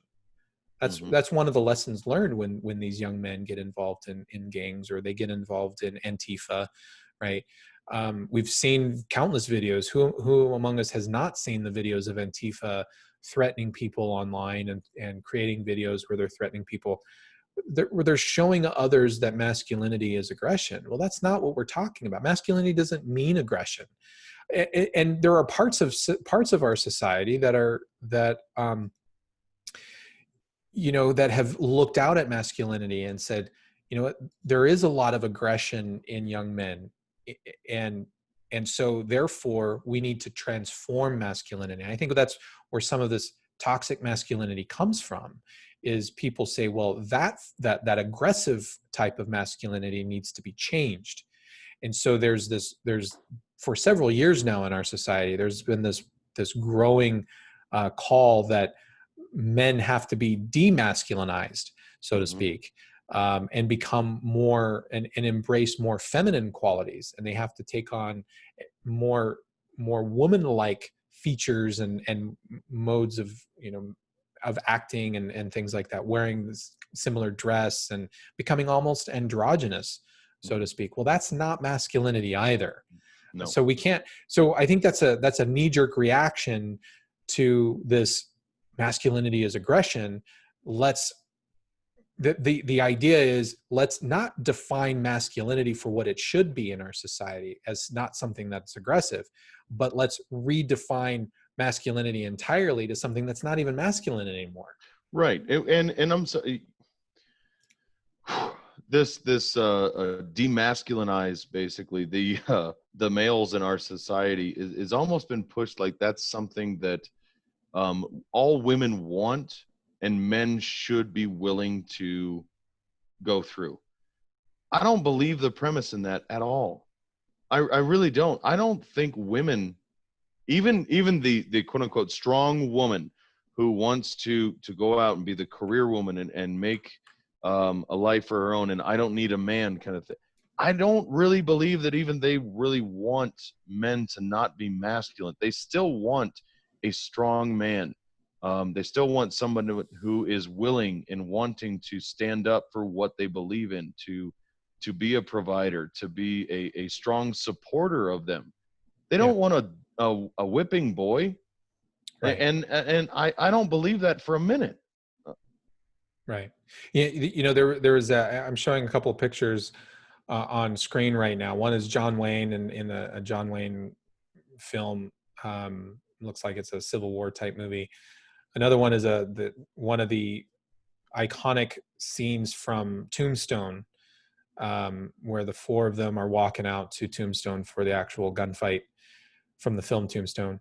There's this sense that masculinity means aggression, and that's part of what we define as toxic masculinity. But while there is an aggressive nature to masculinity, I think what people need to recognize is it's not about overt aggression. It's really about being a peacemaker. And so, these two symbols, there are these two images that I'm presenting on screen right now. This is really more about masculinity as peacemaker, as opposed to masculinity as outward aggression for the sake of being outwardly aggressive. And that was a concept in our society, many moons ago, where and in a lot of different societies where men were the peacemakers. They were the ones who were protecting the society. They were the ones that were protecting the family and protecting the tribe and protecting the family unit, so to speak. Over time, we started seeing a different form of masculinity, at least here in the States. This is one of my favorites, where masculinity became much more debonair. Here's a picture of Cary Grant, one of my favorite actors of all time. Cary Grant always looked like this. He was always in a suit and tie, and just impeccably dressed with his fedora and all that kind of stuff. And that's a fantastic image of I think of masculinity, at least here in the United States. I think more men should dress like this, but sadly in recent years we've come to see masculinity as looking like this. Oh my God. These are two really thin males walking a runway in denim halter tops. Masculinity has been destroyed to the point of being almost feminine. No, those are bodices. I mean, I don't even know what these are. There's no. I don't have any ill will to these guys. These guys are working a job, right? They show up, they say, wear this, and they're like, okay, whatever. All right, whatever. But it's sad. This is what a lot of our culture has changed in order to get away from aggressive masculinity, which is, I think, is just is sad. No, it is sad, and it's disgusting to me. I'm sorry. You call me a chauvinistic masculine male, fine. That's cool with me. I don't mind. Because men should be men, women should be women. And that's going to be changing at some point too if we don't allow it. And is that going to be okay? No, I don't think that is either. And bringing this back to the idea of a rite of passage, without during childhood and years, you are trying to, as a parent and as a father, at least in my perspective, you're trying to be, pulling some of these other ideas we talked about, a mentor to that young man, to teach him, to instill those values and principles in that person. And that rite of passage happens, and it breaks that off to solidify, I have given you everything. I've given you the basis and the foundation. I've chipped away at the imperfections, if you will, and you are now set to go build your building, to build your structure, to build your life based on that. And that's kind of the last gavel fall, if you will, to basically set that in play. Mm-hmm. And without it, you're sending that young man or young woman even basically out into the world completely aimless, looking for some sort of transformation for them. And what are they going to transform to if you do not have a way to actually set those values and principles in place? Yeah, and I think one of the things that a lot of people don't understand, especially about young men, is that the nature of young men is to in essence always be in a crisis mode. Young men always exist in a form of crisis because their hormones are completely off kilter. And I'm not trying to make excuses for young men. I'm just describing, I think, what is essentially hundreds of thousands of years worth of evolution. It's embedded in young men's DNA. You have young men who are when they hit that age of 17, 18 years of age, they're in their sexual peak, their sexual prime, right? They're horny as all get out. Their genes, everything about them is telling them, I need to go make children. I need to make babies. I need to have sex. And that is their driving force at that age. That's part of it.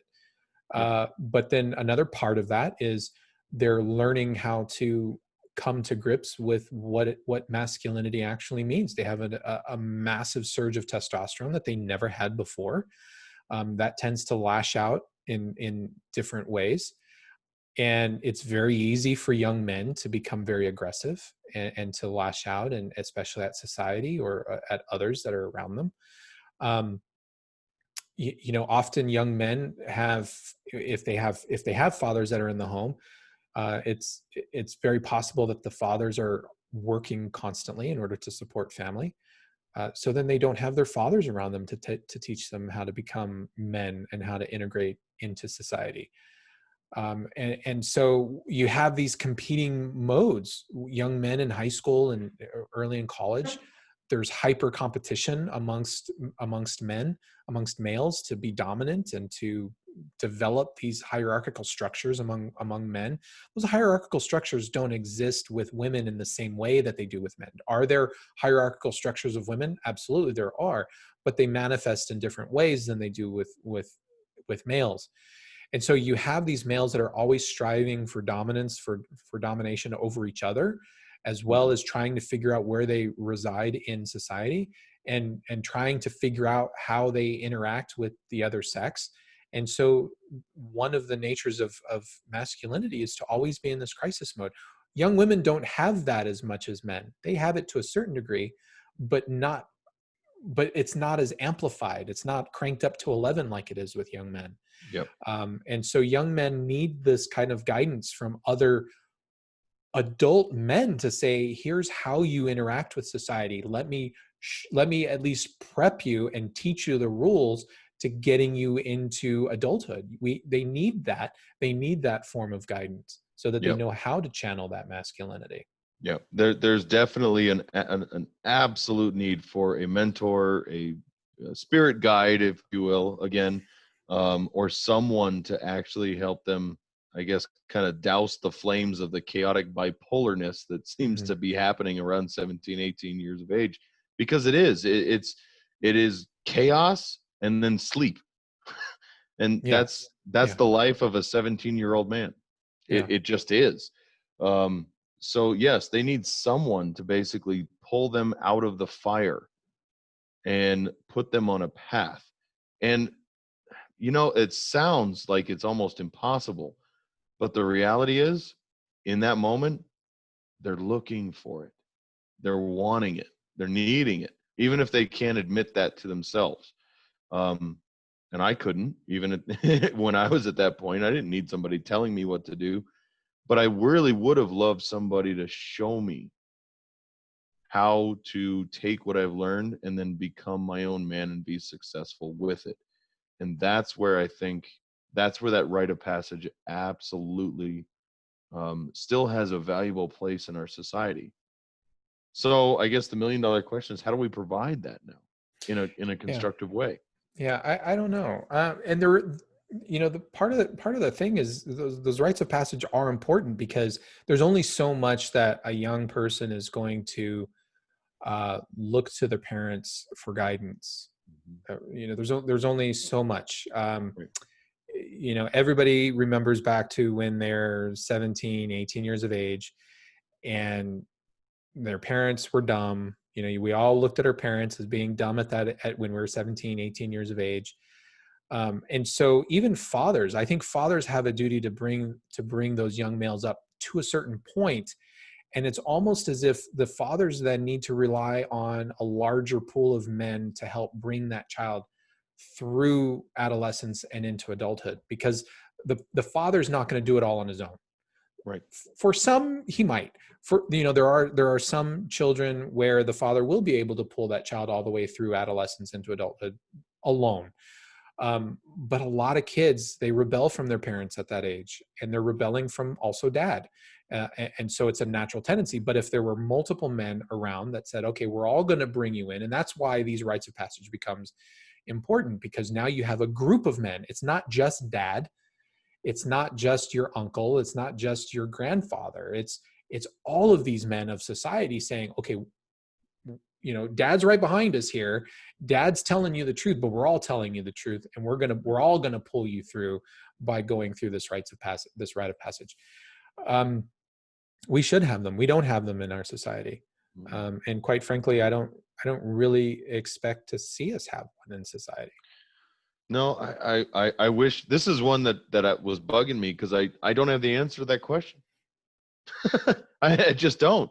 I can pose the question, I can recognize the importance of it, but I don't know where that comes from. I mean, I can point to a handful of things, whether it's a church group, or maybe a fraternity, whether it's a college fraternity or an ROTC group, whether, you know, going into college or something of that nature that can provide that and can be fruitful. Um, or maybe you just got a lot of good uncles, you know, who are willing to help you along. That's an idea, but I don't know. We've almost stripped this concept away from our society and shunned it so much that I don't know that I have the perfect answer for that. And see, I don't think it's things like fraternities in school or, you know, joining the Boy Scouts per se, because while you do go through a certain rite of passage in those types of groups, initiation rites, right? You're being initiated into that group. That's a lot different than saying you're being initiated into society. Now, I think where these rites of passage for young men to enter into adulthood within society should come from, where I think those rites should come from, it should come from more of a religious bringing. And the reason why I say that is because the whole ceremony itself is that mythology taken form. It's that mythology that is now embedded in physical form in the ritual of the rite of passage itself. Well, what is mythology? Well, mythology is a set of lessons and teachings, etc., on how we interact within society. Well, where do we get that from? Well, you know, history shows we typically get that from our religious or belief systems. But our society has been dismantling all of those. It's uncool for kids to go to church. You know, we have an overwhelming growing number of people that say they're not religious but they're spiritual. Right. People are leaving the church in droves. They're not going to services, right? There is no sense of religion or spirituality within our society where we manifest that mythology into the real world, into a ritual. And I think that's where it should stem from.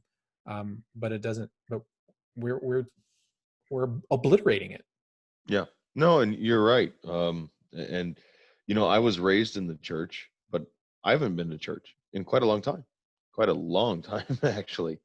And one of our actually my son's godfather, his son just went through baptism. He was rebaptized in the church and he was 18. And it's been interesting actually since that ceremony happened, watching how he's changed. And so yeah, that's an interesting idea. I guess one that I hadn't really contemplated as being an absolute necessity. But then again, you know, I was baptized when I was a baby, and I went through confirmation while I was still in high school.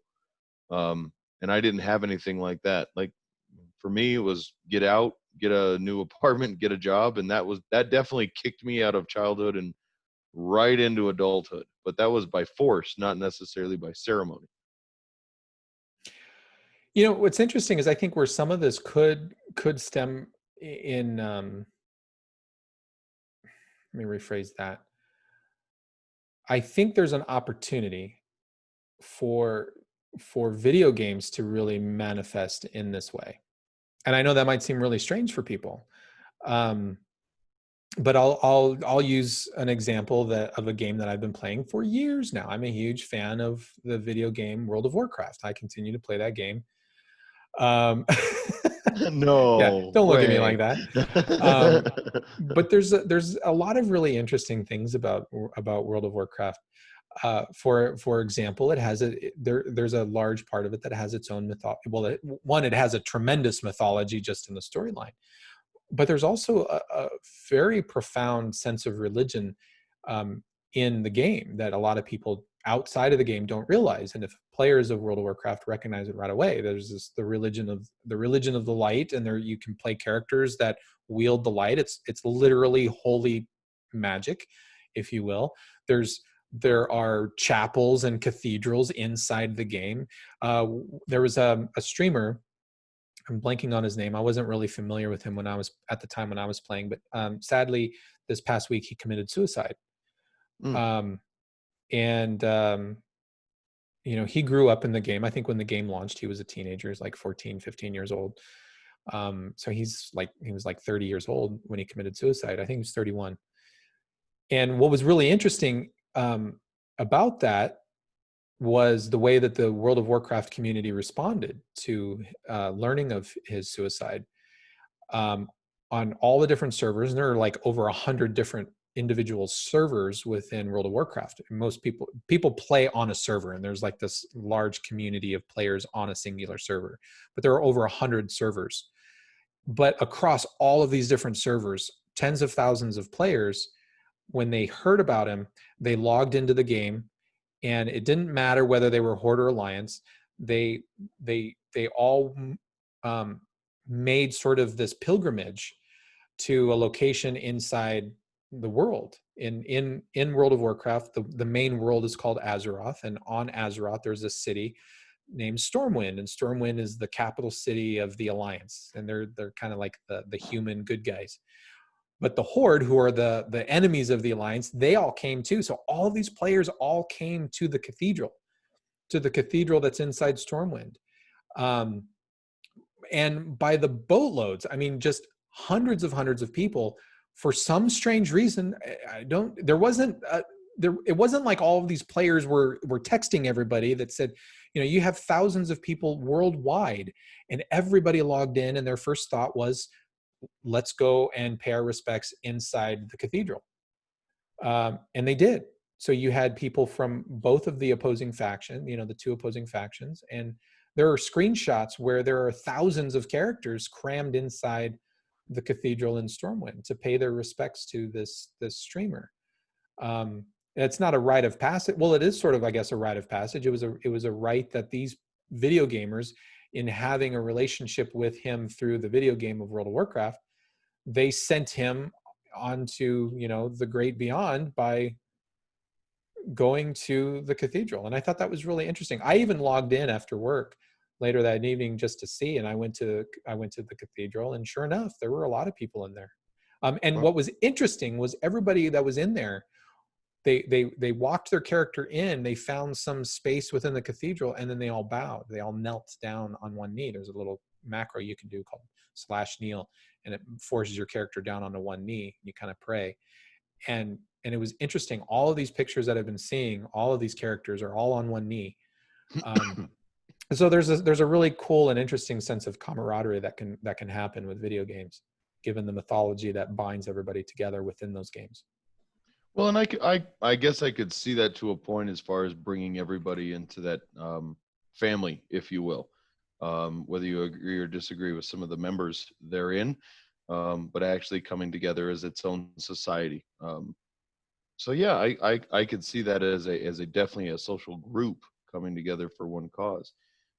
I'm not sure whether that provides a rite of passage on, breaking out of your mom's basement and to go get your own house and your own basement so that you can play video games. I don't know if I'd call that a rite of passage necessarily, but I could definitely see that acceptance into that social group as providing at least some of that kind of guidance for that. I'm going to show you this picture here that I thought was really interesting, and this was from inside World of Warcraft, and this is inside that cathedral that I was telling you about. And all of these people that you can see along the floor, these are all players. All of these are players from all over on this particular server. All of these are players who traveled to the cathedral to pay their respects. Here's another shot of some of the players that are in there. And just, there are tons and tons of people. And the reason why I say video games might be a way to do this is because there is a mythology to certain video games. There is a religion there are several religions actually within World of Warcraft. There is a sense of belonging by joining guilds and other player groups within here. And many of those player groups have adults in there, and you learn to socialize into the game and into the group by joining them.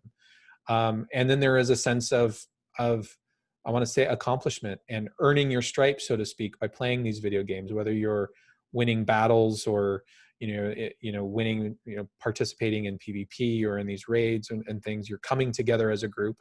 So there's a certain type of, I'm bleeding alongside my fellow players within these groups. I think video games are a possibility. I'm not saying that video games are currently, good at rites of passage right now, but I think it's an interesting way to look at it given current technology and the, the establishment of mythology within these realms, and what happens and transpires within the game. So I think there's potential there. I think it's an interesting thing to look at. Here's another shot. You can see all of these different players that are all congregating in there. It is an impressive display.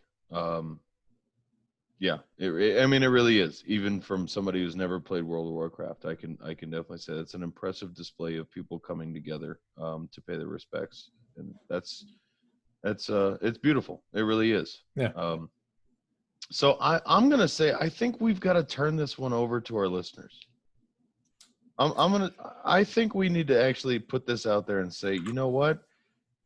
We kind of came up stumped a little bit this evening, but what are some other positive rites of passage that we can provide our youth, male or female, to really transform themselves from that childlike quality that they had into the adults and productive adults of society, rather than allow them to flounder and find something of their own, which may or may not be fruitful?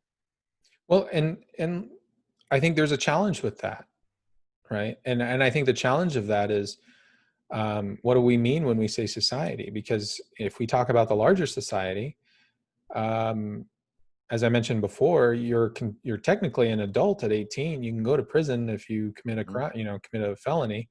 You go to adult prison as long as you're 18.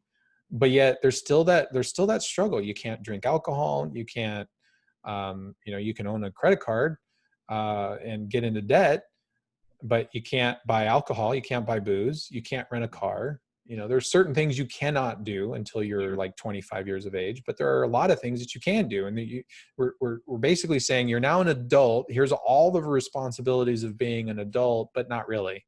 Right. Right.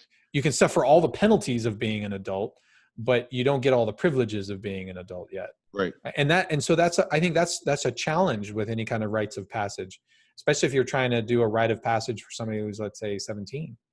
Mm-hmm. Yeah. So, anyway. No, you're right. And I think we've had that discussion before about when you're 18, that's it. I think we should change the drinking age, the firearms age, all the age. When you're 18, you're 18. Done. And that's what I think it should be. But we'll see how it goes. Yeah. All right. You have any closing thoughts before we close this whole thing out? No. I think we started out on a little bit of a different direction, but I think this was good to discuss. It's something definitely to ponder, and I think it's important. I really do. Yeah, I would agree. All right. Well, I think we about kicked this one. I think so. Good stuff. So I'd love to throw this out there for everybody. So whoever gives us the best few ideas, maybe we'll mention them on our next episode if we can. Yeah, sounds good. I think it'd be great. Well, as always, you can find all of our shows on YouTube, on BitChute. You can catch our RSS feeds, everything off of FusionUnderground.net. Remember, we're all out there on Anchor, Breaker, Spotify, all that kind of good stuff.